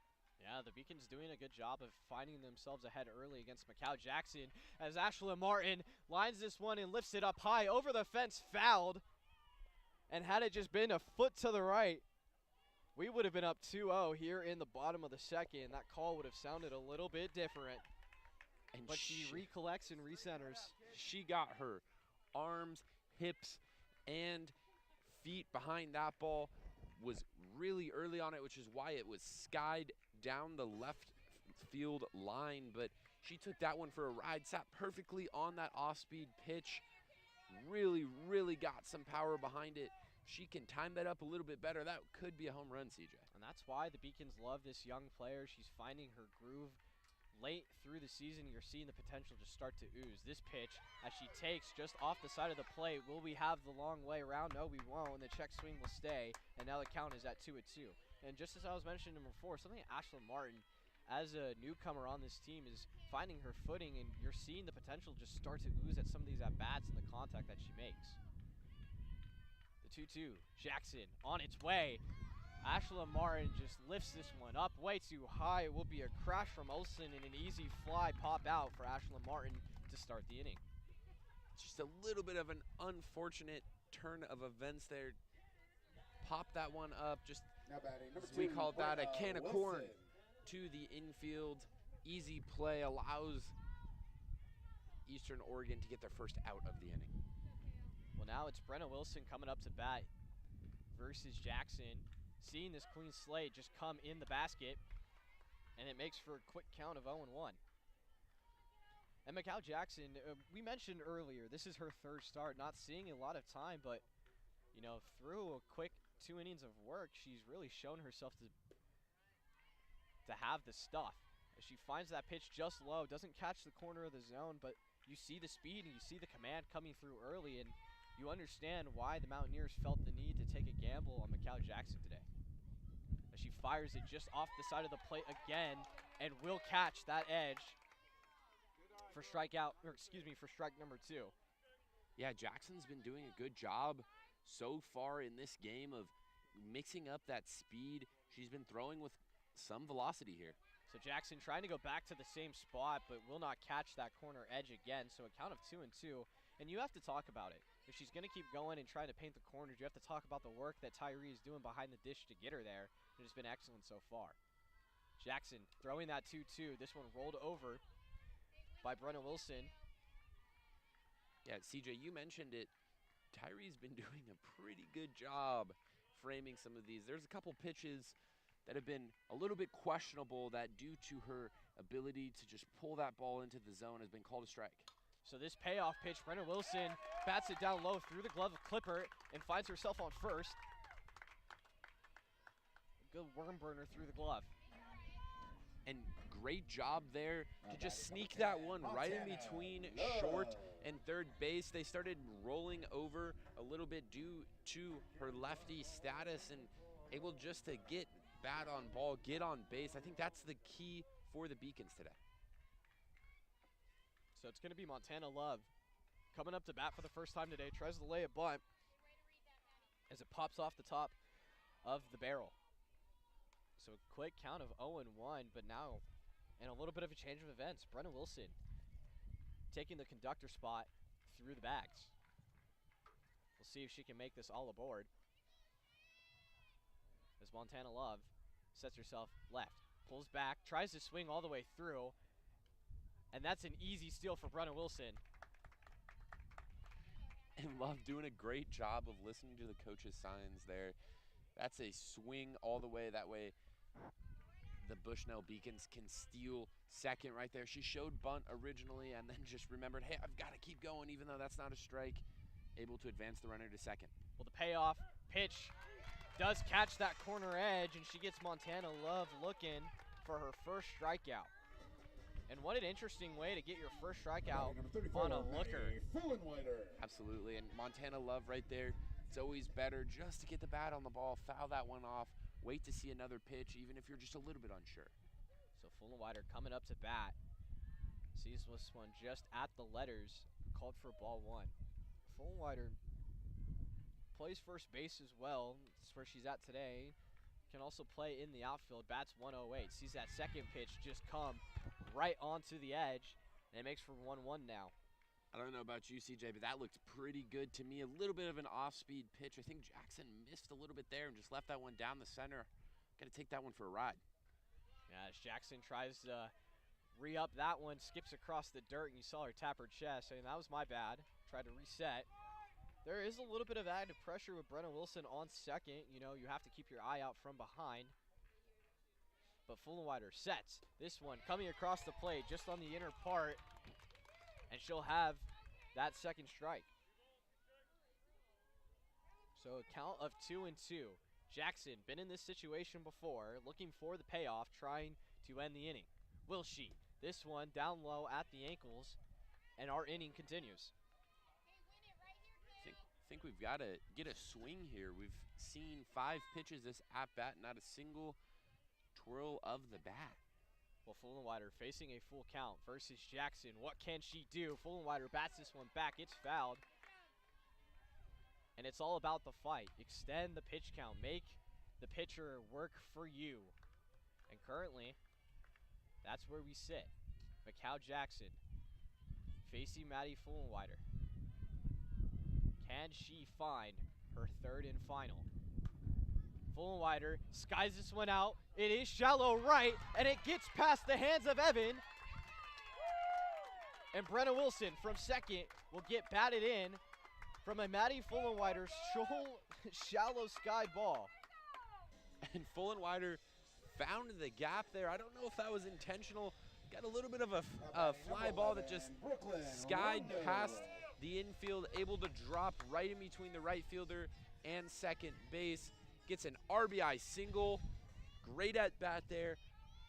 Protected the plate with 2 strikes. Hunted for her pitch. Got it.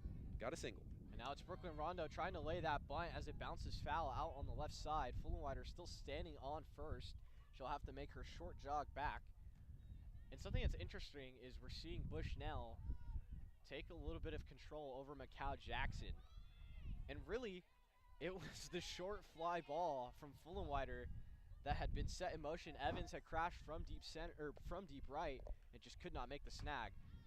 So this one will be belted out into center. Routine play for Haley Tyree as she makes the third and final out here at Rich Schwab. And we'll be right back for top of the third action when we return.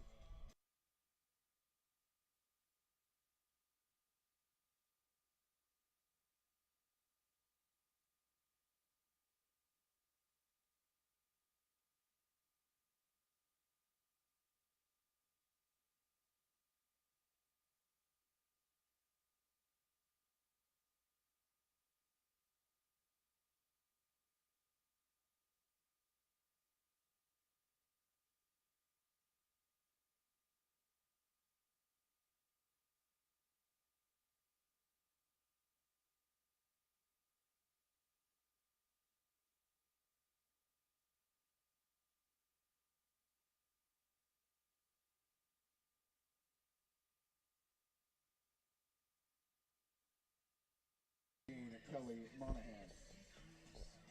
And now we advance. Top of the third action. Another chance for Emily Cole to assert her dominance inside that circle. She's already done it so beautifully through 9 innings. Yes, you heard me correct. Or not 9 innings, about 7 now. Here in the bottom of the second. She's actually making a full rotation. Or here in the top of the third, I should say. So Cole facing Kelly Monahan. out in that right-hander. Sees that first pitch for a ball, and just as I was mentioning before, this is about the time where Emily Cole had come in from the first game, and now she's made her full circle moment here in the top of the third for another solo action. And the difference between this game and last game is that she did not come in with the 7-0 deficit. Instead, Bushnell Beacon's bats have gotten relatively hot, and they're up 2-0 here. So now they can play more offense on the pitching mound rather than defense. And I think that's a big change that you're seeing out of Cole. She's kind of hunting, instead of hunting for her pitches to throw, she's kind of throwing and daring the Eastern Oregon offense to try to catch up to her. She's really blowing these fastballs right past them. Well, you saw her tie up Monahan just on the inside part of the hands for strike one.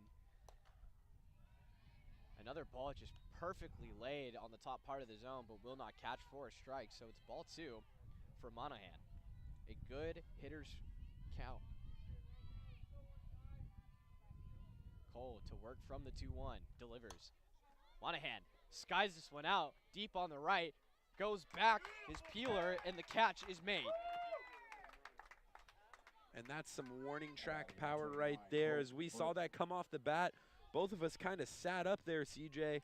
Ball just died in the air a little bit, drops down, routine fly ball. Yeah, I had to stand up for that. There's a pole in the immediate vision of right field for me, so it is a little bit tougher.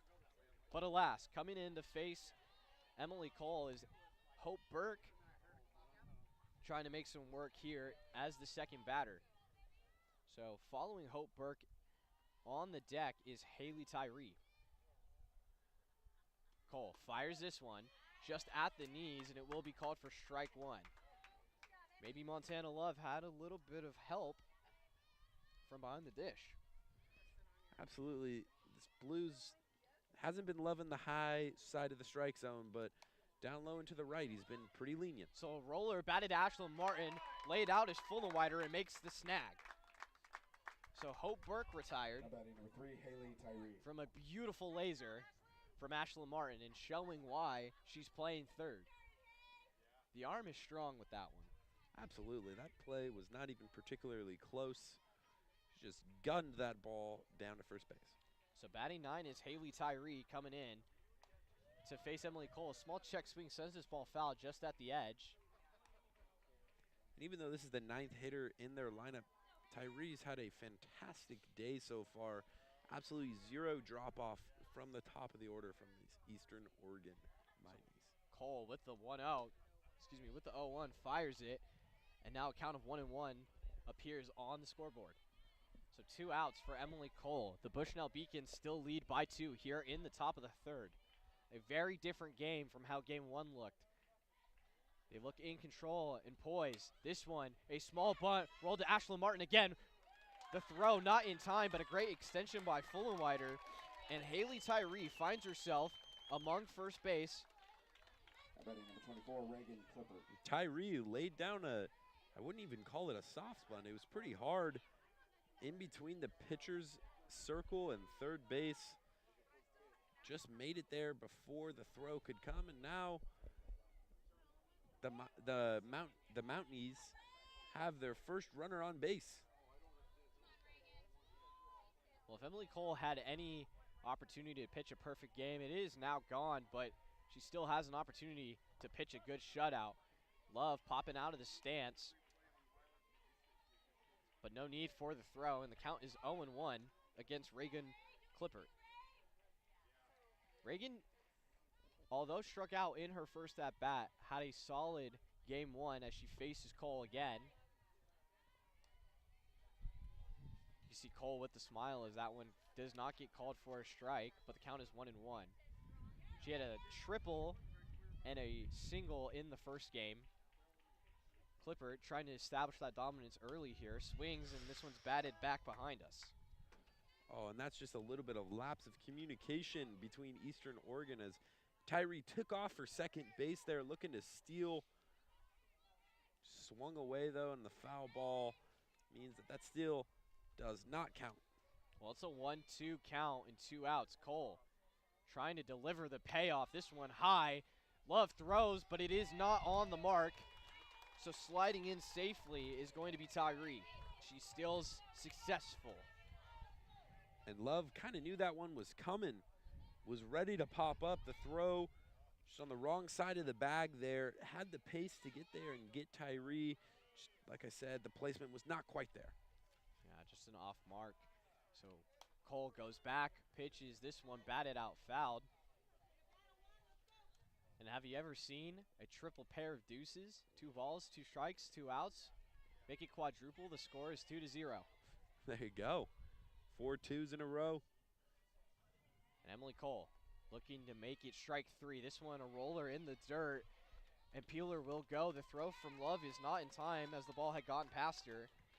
And a tough situation for Emily Cole and the Beacons, and something they get caught in quite often is 2 outs and runners finding themselves running amok on the bags.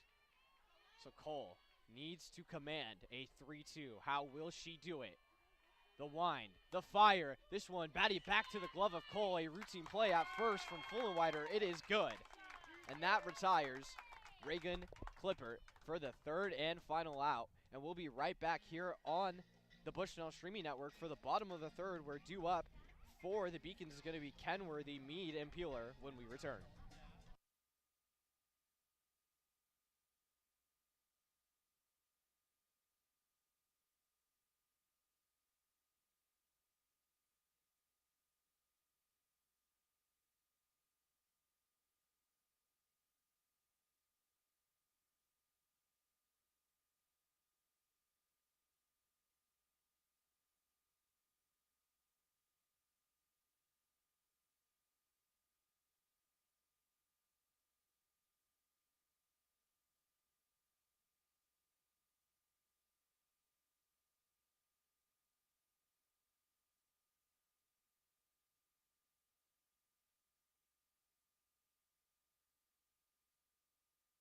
Kenworthy.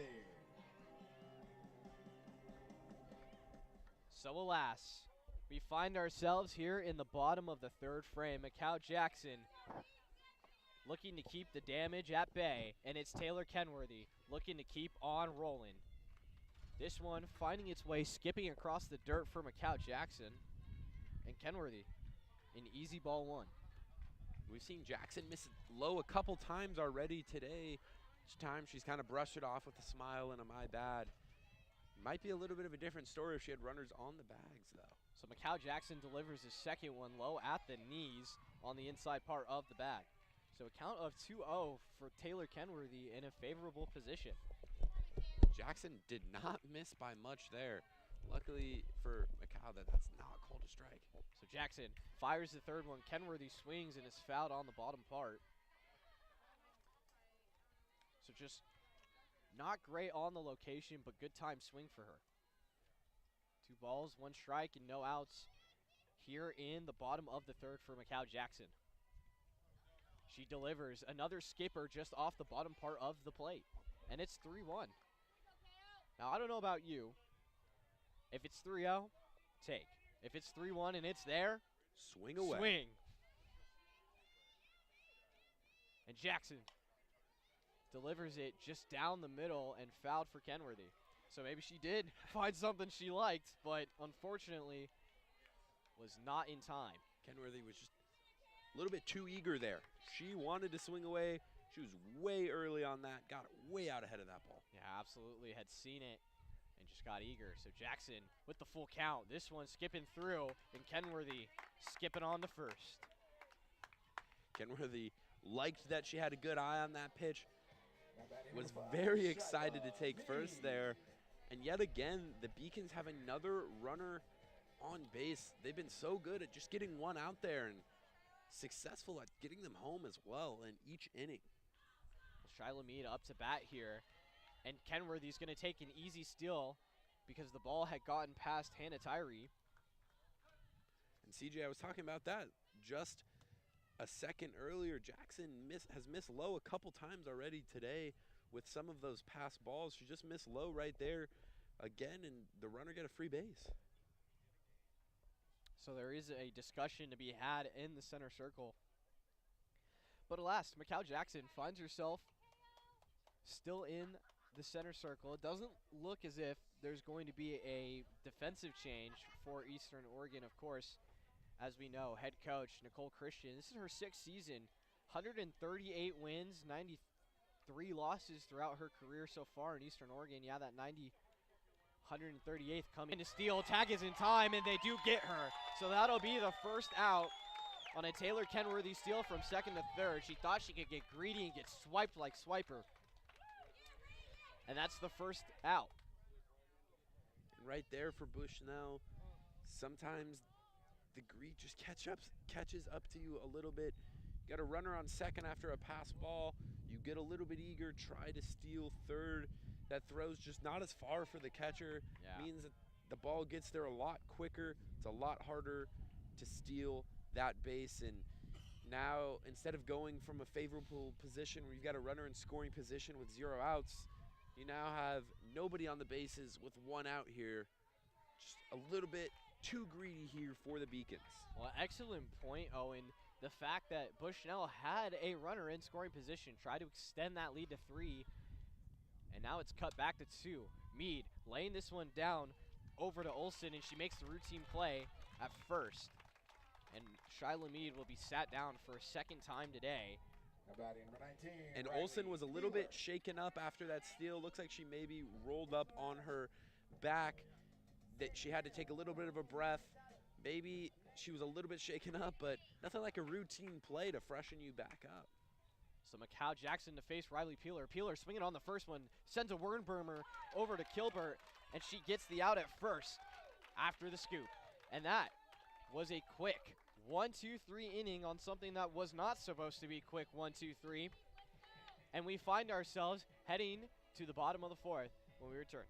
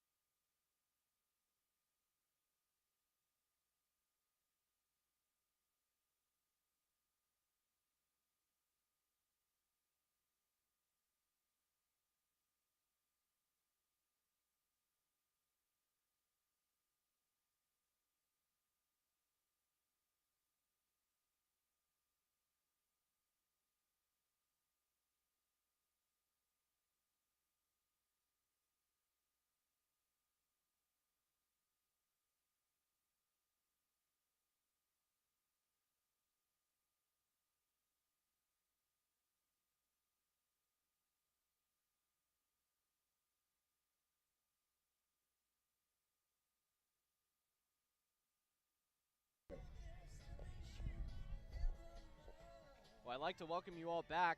For those who are watching this on the Bushnell Streaming Network, here in the top of the 4th, coming in to pinch hit for Caitlin Evans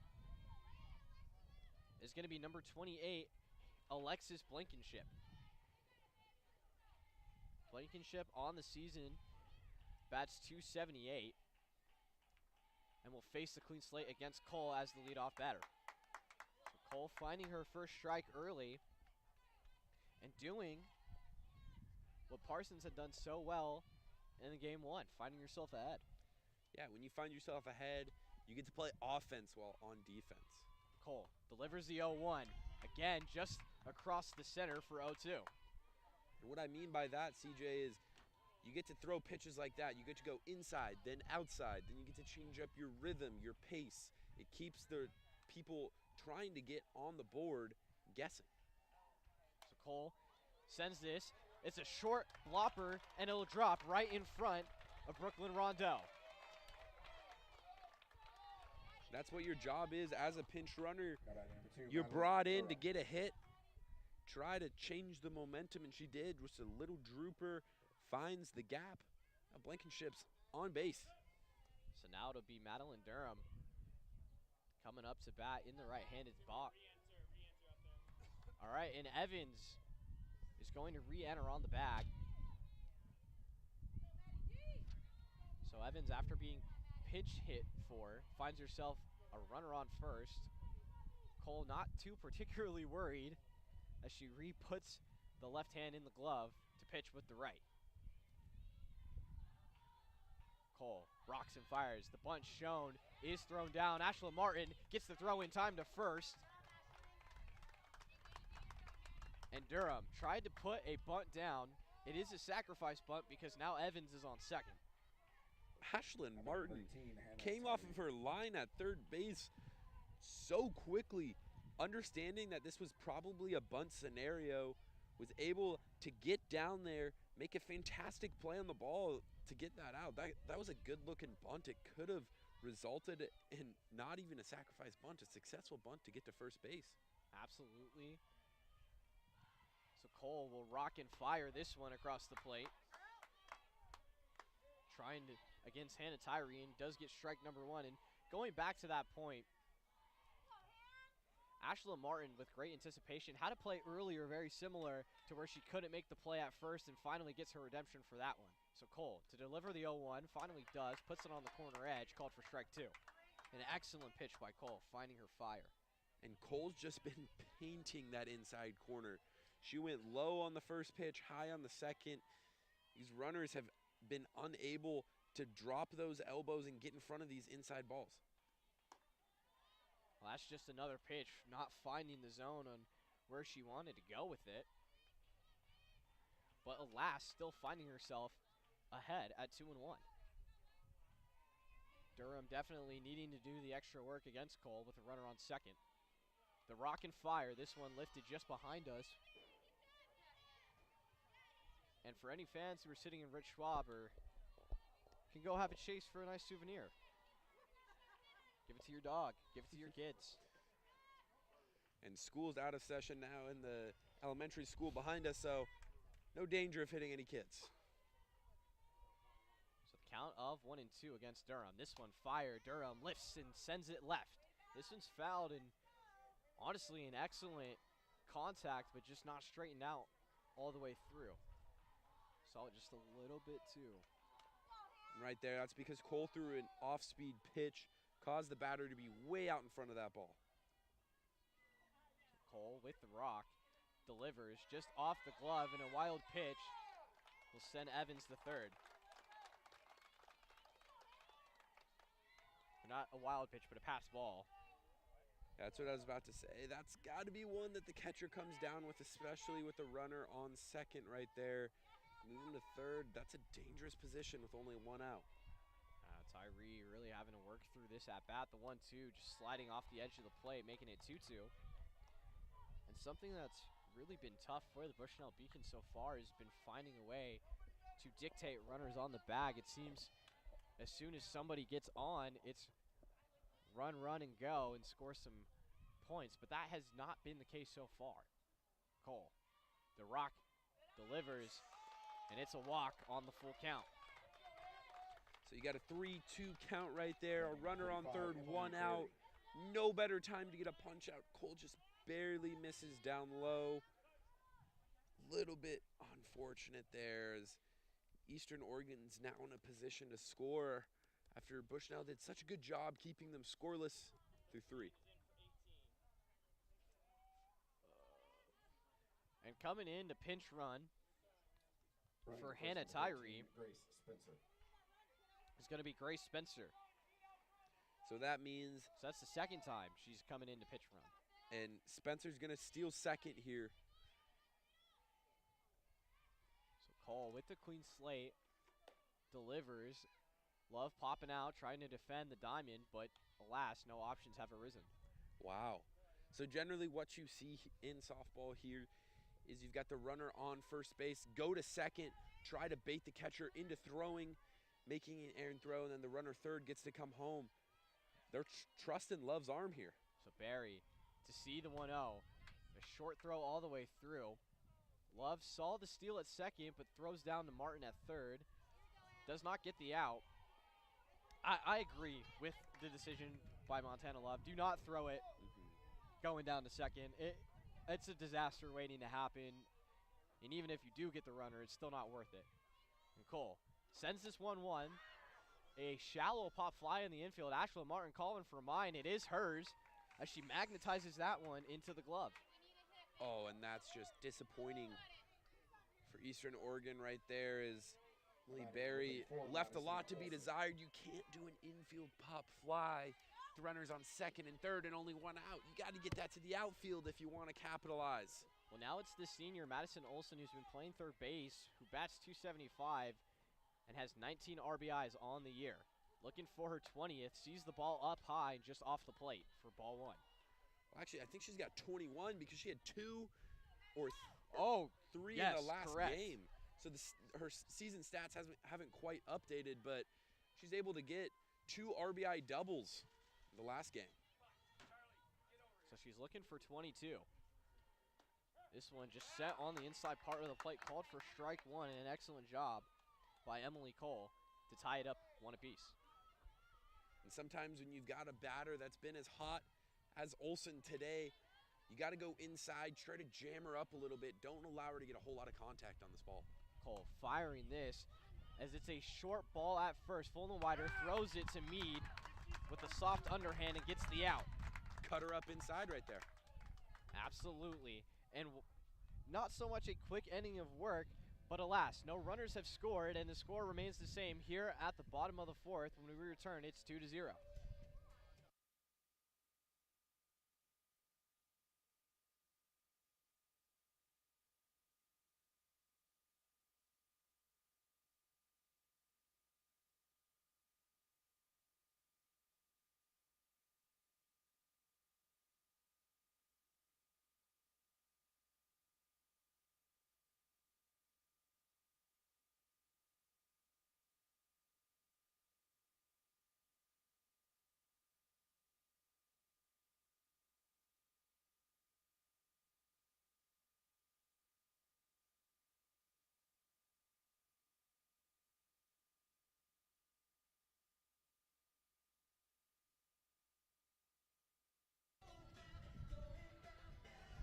And it's been a nice afternoon as we go into early evening. This game started, first game started at 3. 15, Violet Richardson. And here we are through 4 innings of work at the bottom, where Violet Richardson is leading off. The 8 home run hitter, the 26 RBI haver, sees the first pitch just come off the side of the plate. And that's going to be called for ball one for Richardson. She had that sacrifice, RBI, triple sacrifice just because she missed the base. And right here for Violet Richardson, I think it's very important for her to kind of set the tone. She's been the best offensive bat for the Beacons. Not today, though. So Jackson trying to work against Richardson, sends that just across the middle part of the plate, called for strike one. And Jackson having an interesting time in the middle of the circle, hasn't let up much through these 3 innings, only 2 earned runs and 1 strikeout. She's just not gotten a lot of help from her offense. So this ball coming low down over towards the ankles, and that's ball 3. Richardson in a favorable position of a 3-1 count, not really needing to take anything that she doesn't want to. But alas, swing away if you see what you want. Jackson sends, as Violet does, and sends this just into the backstop right at her eyes. So a full count now. A little bit of a jump scare there for me, as ball was looking to strike me right in between the eyeballs, but Violet just got to get down on this ball. If she can take this one for a ride, she's got a lot of power. The full count coming from Jackson. Richardson swings a short, shallow fly into the glove of Kilpert. Will do her done. And Jackson just tied her up right there, put it right on the inside corner. Richardson caught the short part of the barrel, unable to get that power behind the bat because she just didn't get the barrel of the bat behind the ball. And in comes Ashlyn Martin, batting for the second time today. Martin, who had just a shallow pop-up to third base on an unfortunate situation, does see strike one right here. But we had seen her lift the ball out of the park earlier. That was called foul. So there is some power behind her. She swings and lifts the liner down into shallow left field. And just as I was talking about it, she gets a base hit. And Martin's been playing extremely well today. She's made a lot of great plays for the Beacons on defense at that third base position. Today she finally gets on base with just a line drive down left field. She ripped that ball. And Ashley Martin does have wheels, so she is a problem on the base path. As Jackson sends his first one just at the letters to test Brenna Wilson in the box. On deck, following Brenna Wilson will be Montana Love, and then after that, in the hole is Maddie Fullenwider if we make it that far. So Wilson to face Jackson, sees the pitch. This one high at the letters again.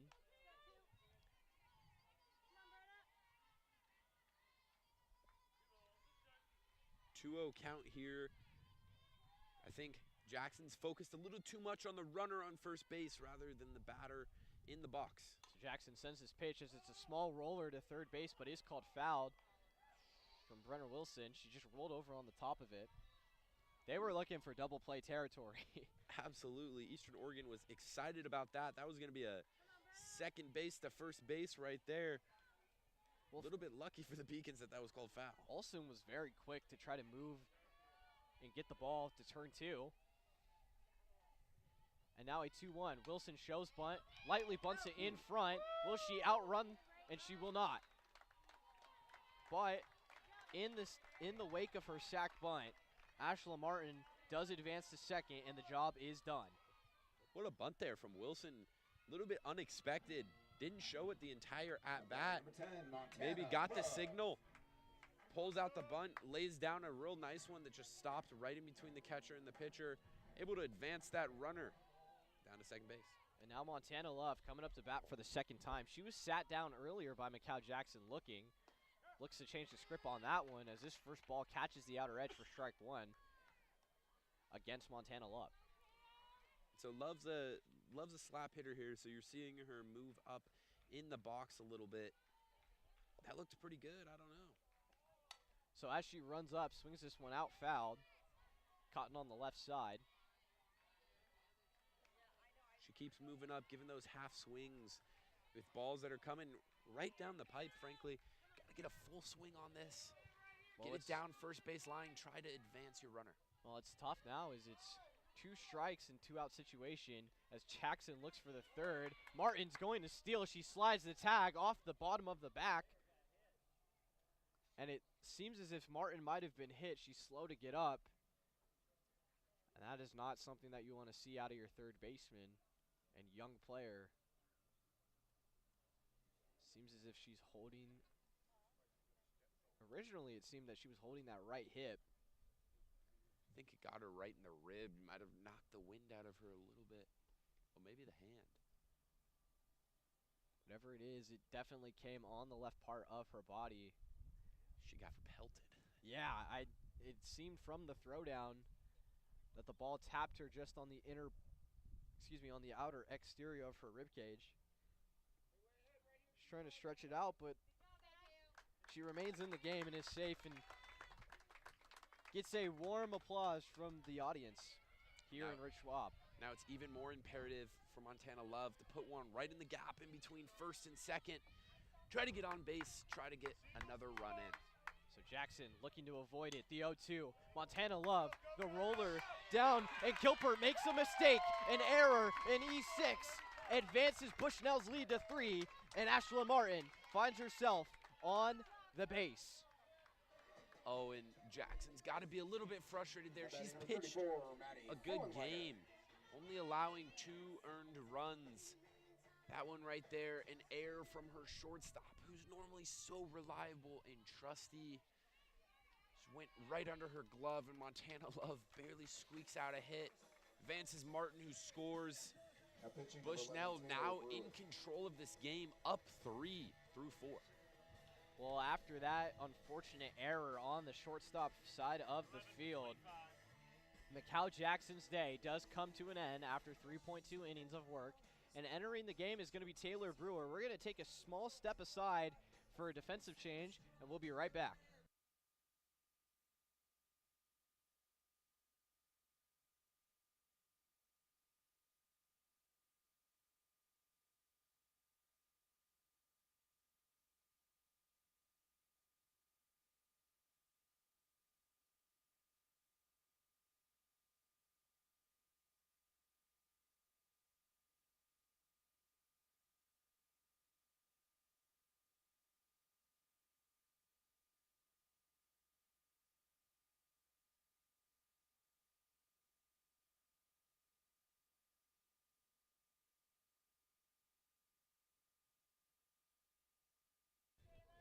And after a small little break for a defensive chain, Taylor Brewer will enter the circle to claim her dominance. He's got a runner on first. That first pitch, dropping on the corner edge, called for strike one. Facing Maddie Fullenwider for the first time today. Maddie Fullenwider already has a single through her first at-bat. Another strike another ball put into the same part of the zone, but not called for a strike, and it's a count of 1-1. That one was close there for Brewer. Very close indeed. So Taylor Brewer sends another pitch just down low at the ankles, trying to find her footing here. It's always hard to come in and try to relieve off the bases, and in the bottom of the fourth, Beacon's really taken a notice to try to get that point. So going the long way around is Fullenwider for strike number 2. Absolutely. Brewer's really been working the bottom of that zone here. I expect her to go up tall, kind of change it up. So Brewer looking for that third. Fullenwider bats it down to Kilper, and she makes the routine play to Durham at second. And after a small flip of defensive change, in comes Brewer and gets the job done. So we'll be right back here on the top of the 5th when we return.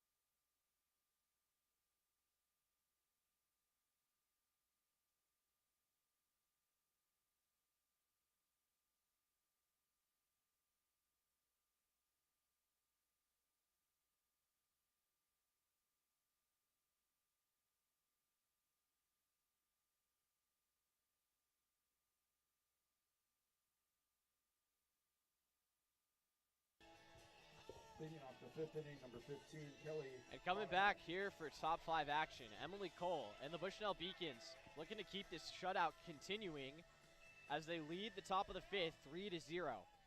And coming up to bat is going to be Kelly Monahan.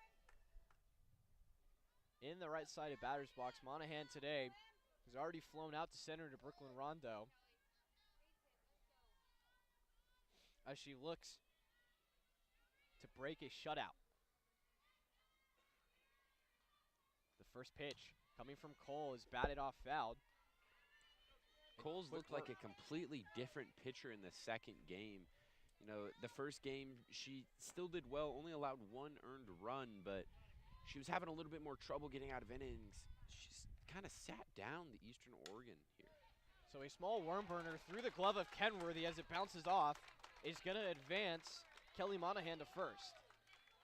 CJ, I think that's just the announcer's curse. As soon as I say something positive about a pitcher, it just seems like the defense lets something squeak through, and Cole just gets not helped out by an error, let's just say that. Yeah, definitely a tough spot on the defensive part for shortstop. It has been a position that the Beacons have had a lot of struggles with, as this pitch is batted up short. Ashlyn Martin coming in from third to make the routine pop fly, but it's not so routine for her. She had to go at least 25 to 30 feet in the center circle to go get it. Yeah, I've been extremely impressed with Martin today. That's her hustle has really spoken levels to how well she plays. It's around the 3rd play that I've seen her make today where she's popped off that line on third base. Just been the one on the Beacons defense that said, all right, I'm going to go out and make this play.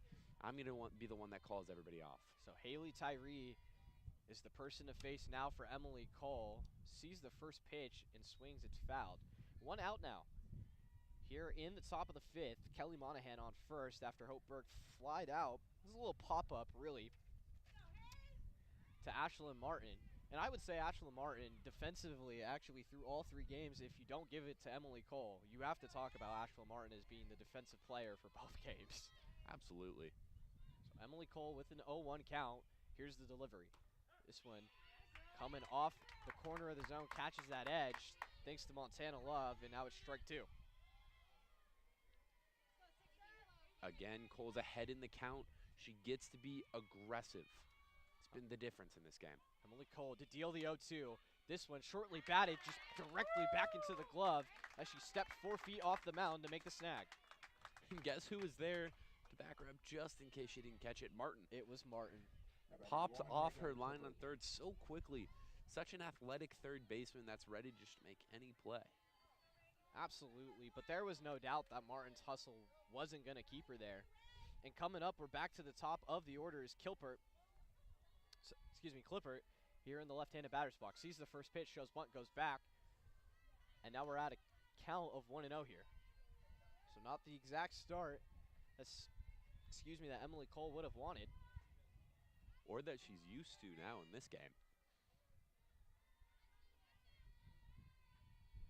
Emily Cole rocks and goes. Just off the corner edge of the plate, gets called for strike one, a late call, but a strike nonetheless. Reagan Clippert, who bats .433 on the year, really up and down today, has had some good glimpses. But Cole's got her numbered now. She's thrown 2 straight off-speed pitches. Got called for a strike with a little bit of a change-up. Painted on the outside corner right there. Catches Clippert just a little bit too early. Expect a fastball. Top corner. Yeah, she had that triple late into the game of game 1. We'll see what she can do here as this pitch is just off the side of the plate. And now it's deuces all around. My favorite triple-double. 2 balls, 2 strikes, and 2 outs as Emily Cole looks to finish the job here. So Cole, the 2-2, and the payoff. This one lifted up shallow, and a sliding catch by Brenna Wilson ends the inning. What a catch. The left side of this Bushnell Beacons defense has just been absolutely stellar today. Diving catch to end the inning. Yeah, an excellent play and excellent effort over in left field by Brenna Wilson, and that'll bring us to the bottom of the 5th. We're due up. It's Brooklyn Rondo, followed by Taylor Kenworthy, and then Shyla Mead to round out the 3 when we return.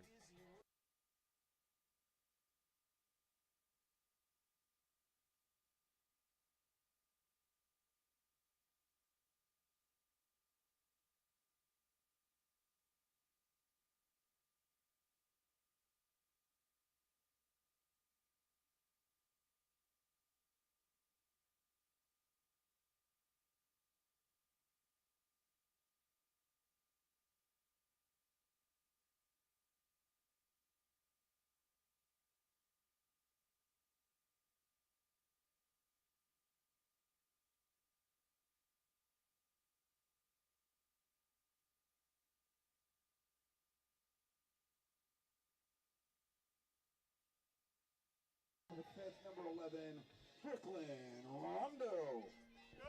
And we find ourselves here in the bottom of the 5th. Brooklyn Rondo at the number 9 slot coming into bat here leading off. This first pitch bouncing back at the backstop.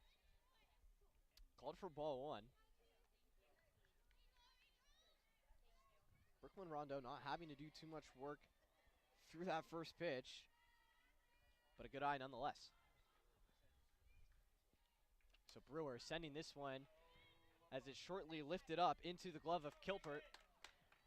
And a routine pop fly will retire Rondo. It's the second time Rondo this game. He's gotten a little too far under the ball. She just drops her hips, drops her shoulder level, skies that one up into the air. It's an infield pop fly.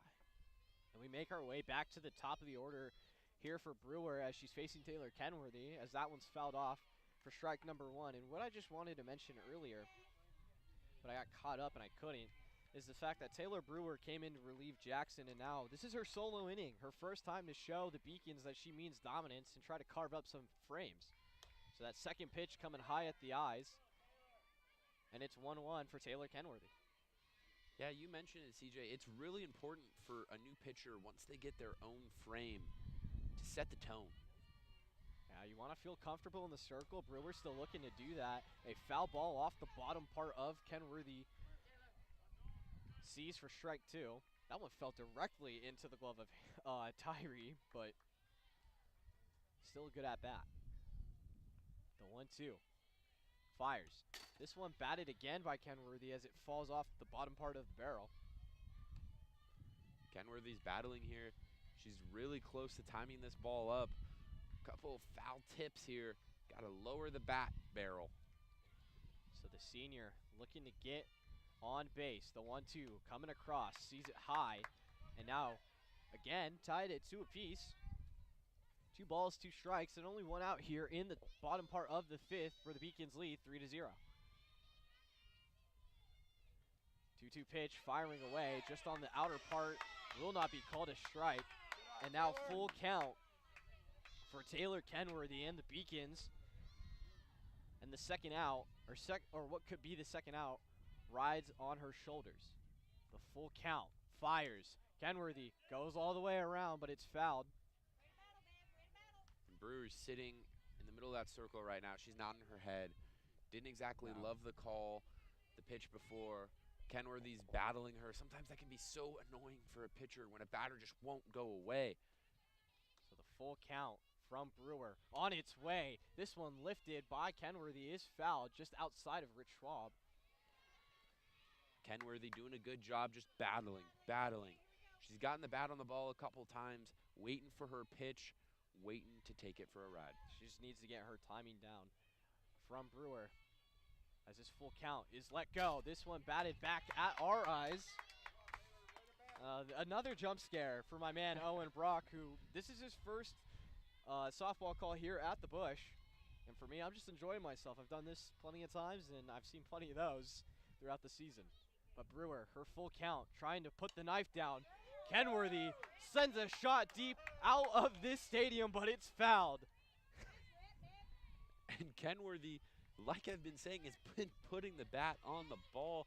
Just having trouble getting it in fair territory, but that one she took for a ride. No, she's making excellent contact, but it all comes down to timing, and that's what she's looking for. So Kenworthy, awaiting the 3-2, sees it, belts out another ball out into Evans' gloves. It was like a vacuum, and she could not avoid.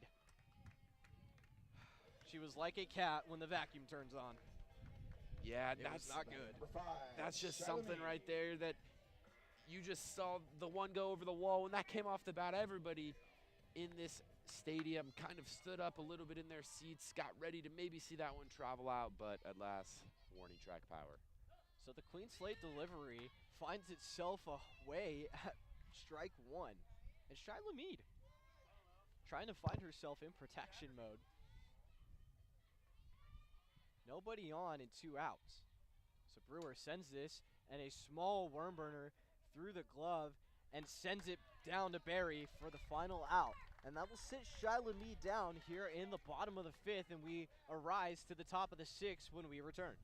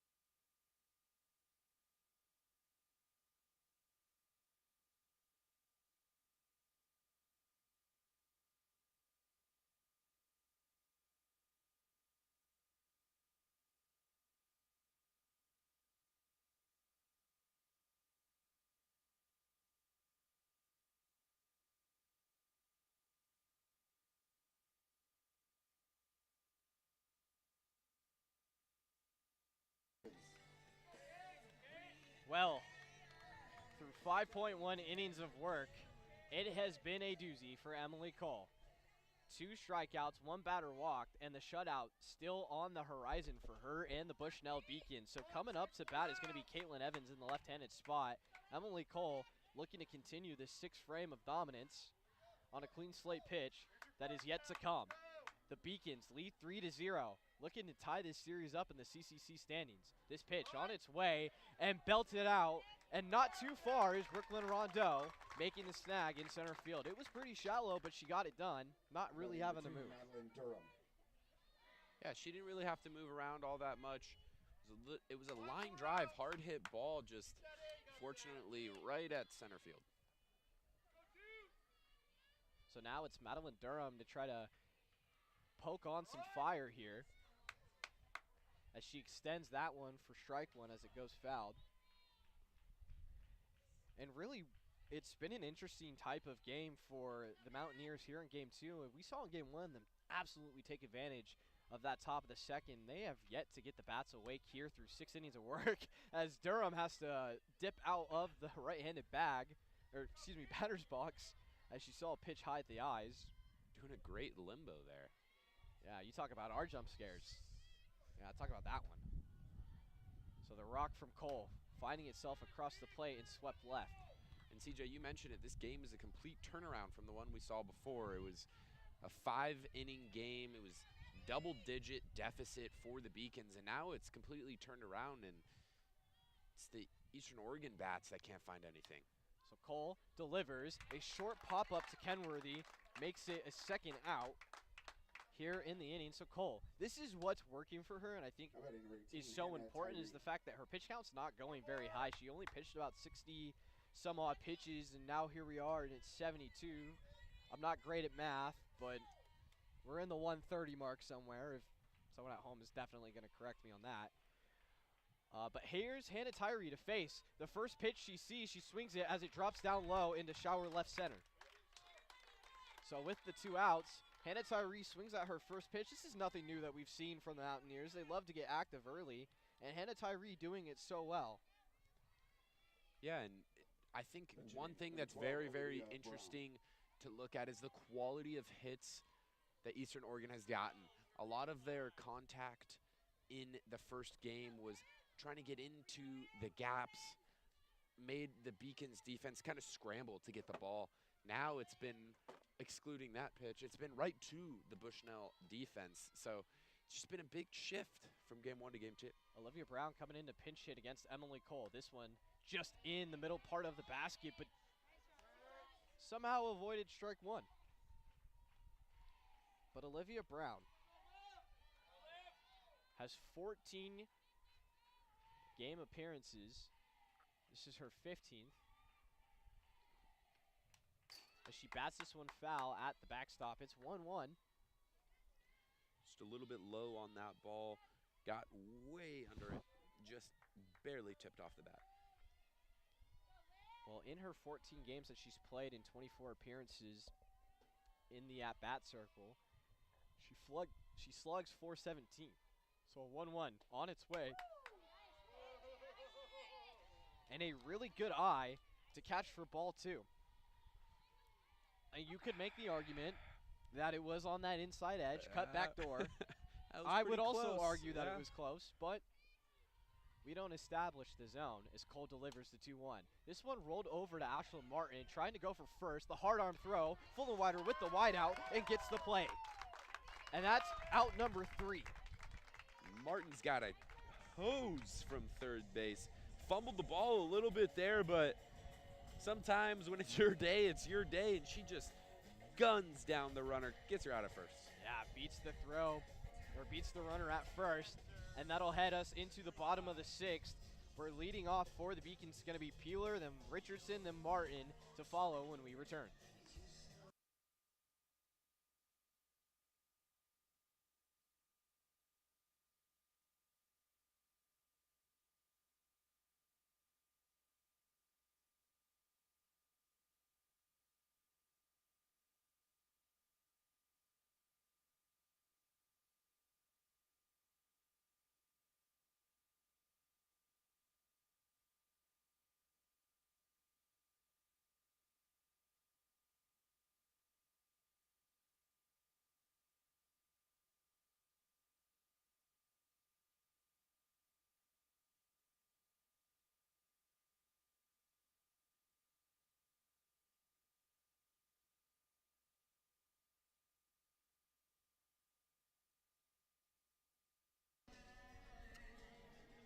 And look out, Bushnell Beacons fans. It is bottom of the 6th here in Rich Schwab Field. I'm your voice, CJ Flores. Alongside me is Owen Brock for frame number 6.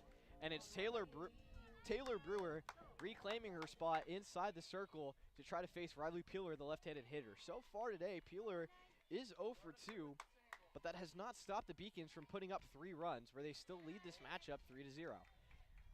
And for all of those joining us now and have no idea what happened in Game 1, Game 1 had seen the Beacons fall 10-0 after a 9-run inning in the top of the second, and here the Beacons are in Game 2 trying to come back and tie the series 1 apiece. Peeler bats this one out fouled, and now we're at a count of 1-1, and just as I was mentioning before, it's 3-0, and the Beacons desperately need this win to try to remain the 7th spot, currently sit at the number 8 spot in the CCC standings.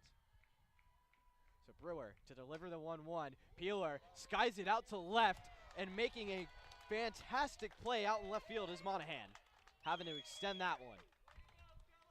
And CJ, you were talking a little bit earlier about what happened in the first game compared to what happened now. For our fans that don't know, I would say the biggest difference is somebody by the last name of Parsons.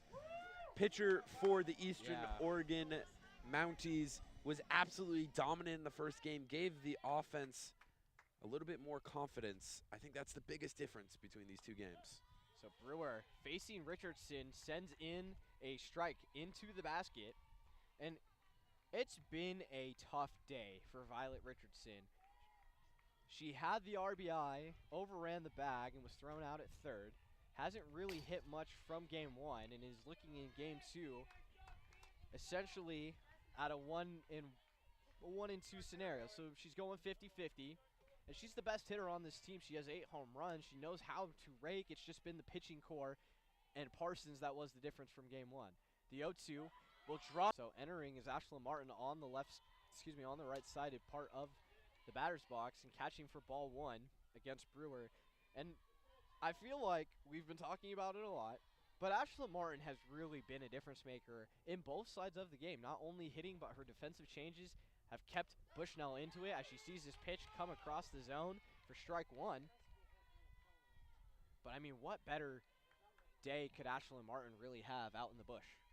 Yeah, you know, and I think she's just matching the conditions. It's absolutely perfect outside. Great day for an outside sport. So Martin sends a small roller and is going to be tagged out at first, and that will be the final out of the inning. A quick 1-2-3 for Taylor Brewer, and a sigh of relief for her as they head into the top of the 7th to try to do some damage. We'll be right back on the Bushnell Streaming Network, and to follow is going to be Madison Olson, Kelly Monahan, and Hope Burke when we return.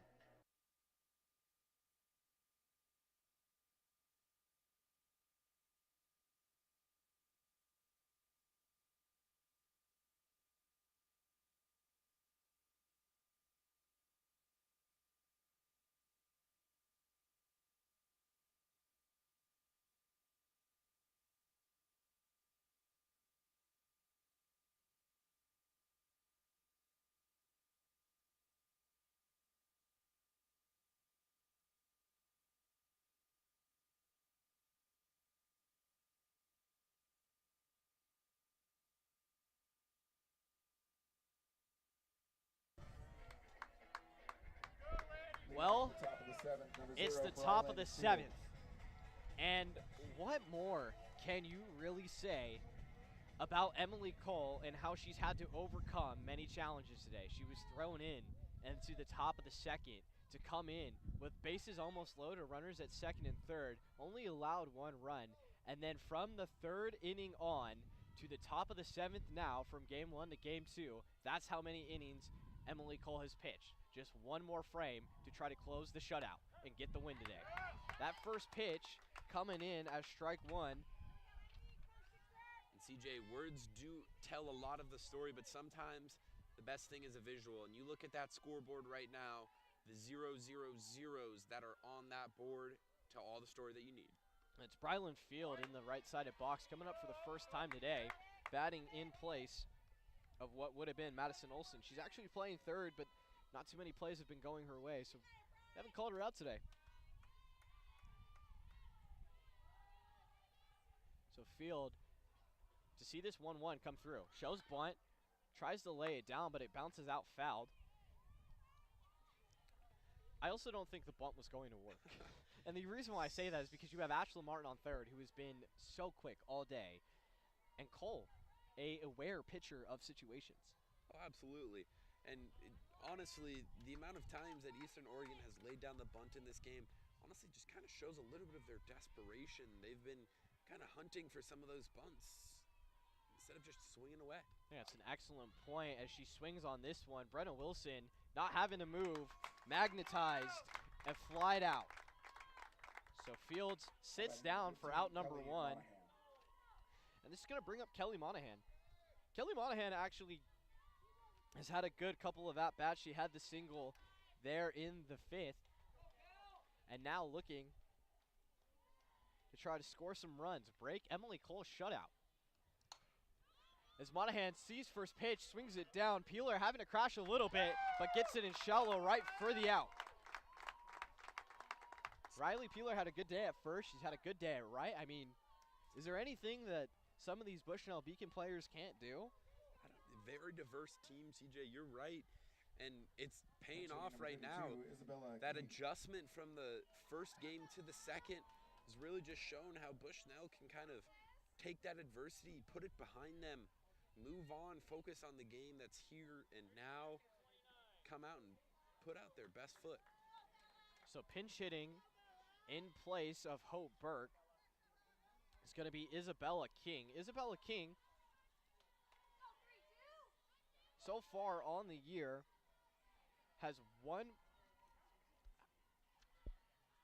assist. Doesn't really have any hits. But she sees that first pitch come in for ball one off the lower part of the zone. And sometimes when you put in somebody that doesn't have a lot of experience, it's just because all the rest of your players haven't been able to get anything going. See what somebody else can do. So King takes another hack all the way through. Excuse me, her first hack all the way through. And ties this game at 1 apiece here in the count. With 2 outs, the Beacons are just 2 strikes or a play in the infield away from winning here in game number 2. Cole rocks, delivers off the left side part of the plate. Not gonna find it. And King being patient. It's real good so far for her, having no hits, but looking for her first. So 2 balls, 1 strike. Work the at-bat. Cole with the rock and fire. King all the way through. And that's 2 strikes, 2 balls, and 2 outs. As you know, our favorite triple-double here in the Bushnell Rich Schwab Field. And the Beacons lead this matchup 3-0 against the Mountaineers after being shut out 10-0. Cole looking for the dagger. Just does not catch the edge. And she goes back, and it's a full count. Everything that Cole has worked through from game 1, inning number 2, to game 2, top 7, full count. Does she have it? This ball put down into play. Ashla Martin makes a scoop, extending is full and wider. And the Beacons, on the arm of Ashlyn Martin, the third baseman, close this game out here with 3 runs scored and a complete shutout of the Eastern Oregon Mountaineers. They split the series 1-1 and have one more game tomorrow in the CCC series to complete the 3-game series. But there still is one more non-conference game after that, so there is 2 more to go for the Bushnell Beacons to play against the Eastern Oregon Mountaineers. And what a fight it has been. Through the early parts of today, we saw in game 1 them go down 10-0. And then we saw in game 2, they scored a run on a Violet Richardson RBI that sent Kenworthy around third into home. That was the first one. And then in the bottom of the second, they score another run from Brenna Wilson. And it was Maddie Fullenwider out there getting her that RBI and sending it right after. It was Ashla Martin who found herself on base with the single. And then on an error from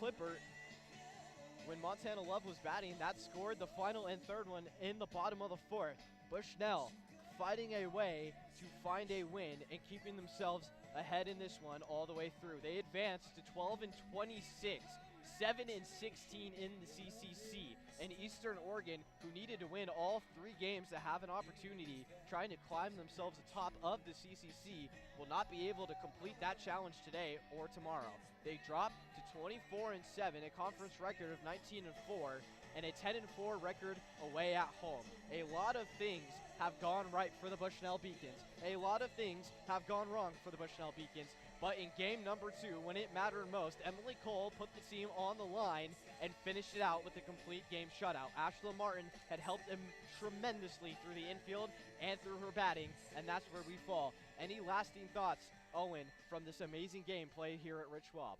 I think it shows the potential for the Beacons to come out any day against any opponent. They're facing the number 2 team in the conference who just dominated them the game prior. I think that's something that you can look back on at the end of this season and say, hey, maybe we didn't finish the way that we wanted to. Maybe we had the potential to finish a little higher in the conference but didn't. But guess what? Look at that win against Eastern Oregon where we lost 10-0 earlier in the day and we went and shut them out off of Emily Cole's arm. They have the momentum to keep going. I was very impressed with the Bushnell team and their ability to bounce back from adversity. And then for Eastern Oregon, the thing that I was most impressed of was their defense in the first game, especially their pitching. I think if they can find a consistent rotation, they're going to be a good team. Very, very tough to beat, especially when you got somebody behind the dish. Absolutely. And for the Mountaineers, they've already secured a spot in the CCC tournament. So for them, it's business as usual. But today, in Game 2, it was anything but that. And the Beacons finally close out a win here in Rich Schwab. Like that Beacon, it's 3-0. It's that first shutout of the year for the Beacons as well. That's something, for Eastern, excuse me, it's the first time that they've been shut out all year. Something that the Beacons can look at with a little bit of pride at the end of the season. They defended their home turf, their home dirt with pride, effort, and a great day today. Well, absolutely, and that's going to do it here for us in Rich Schwab. I'm your voice, CJ Flores. Alongside me is Owen Brock. I want to give a big thanks to the Bushnell team that makes this happen. The SID Nick, who has been so pleasant to us through this experience and this whole year. And that will do it. Bushnell wins Game 2, 3-0. Have a good night, and sayonara.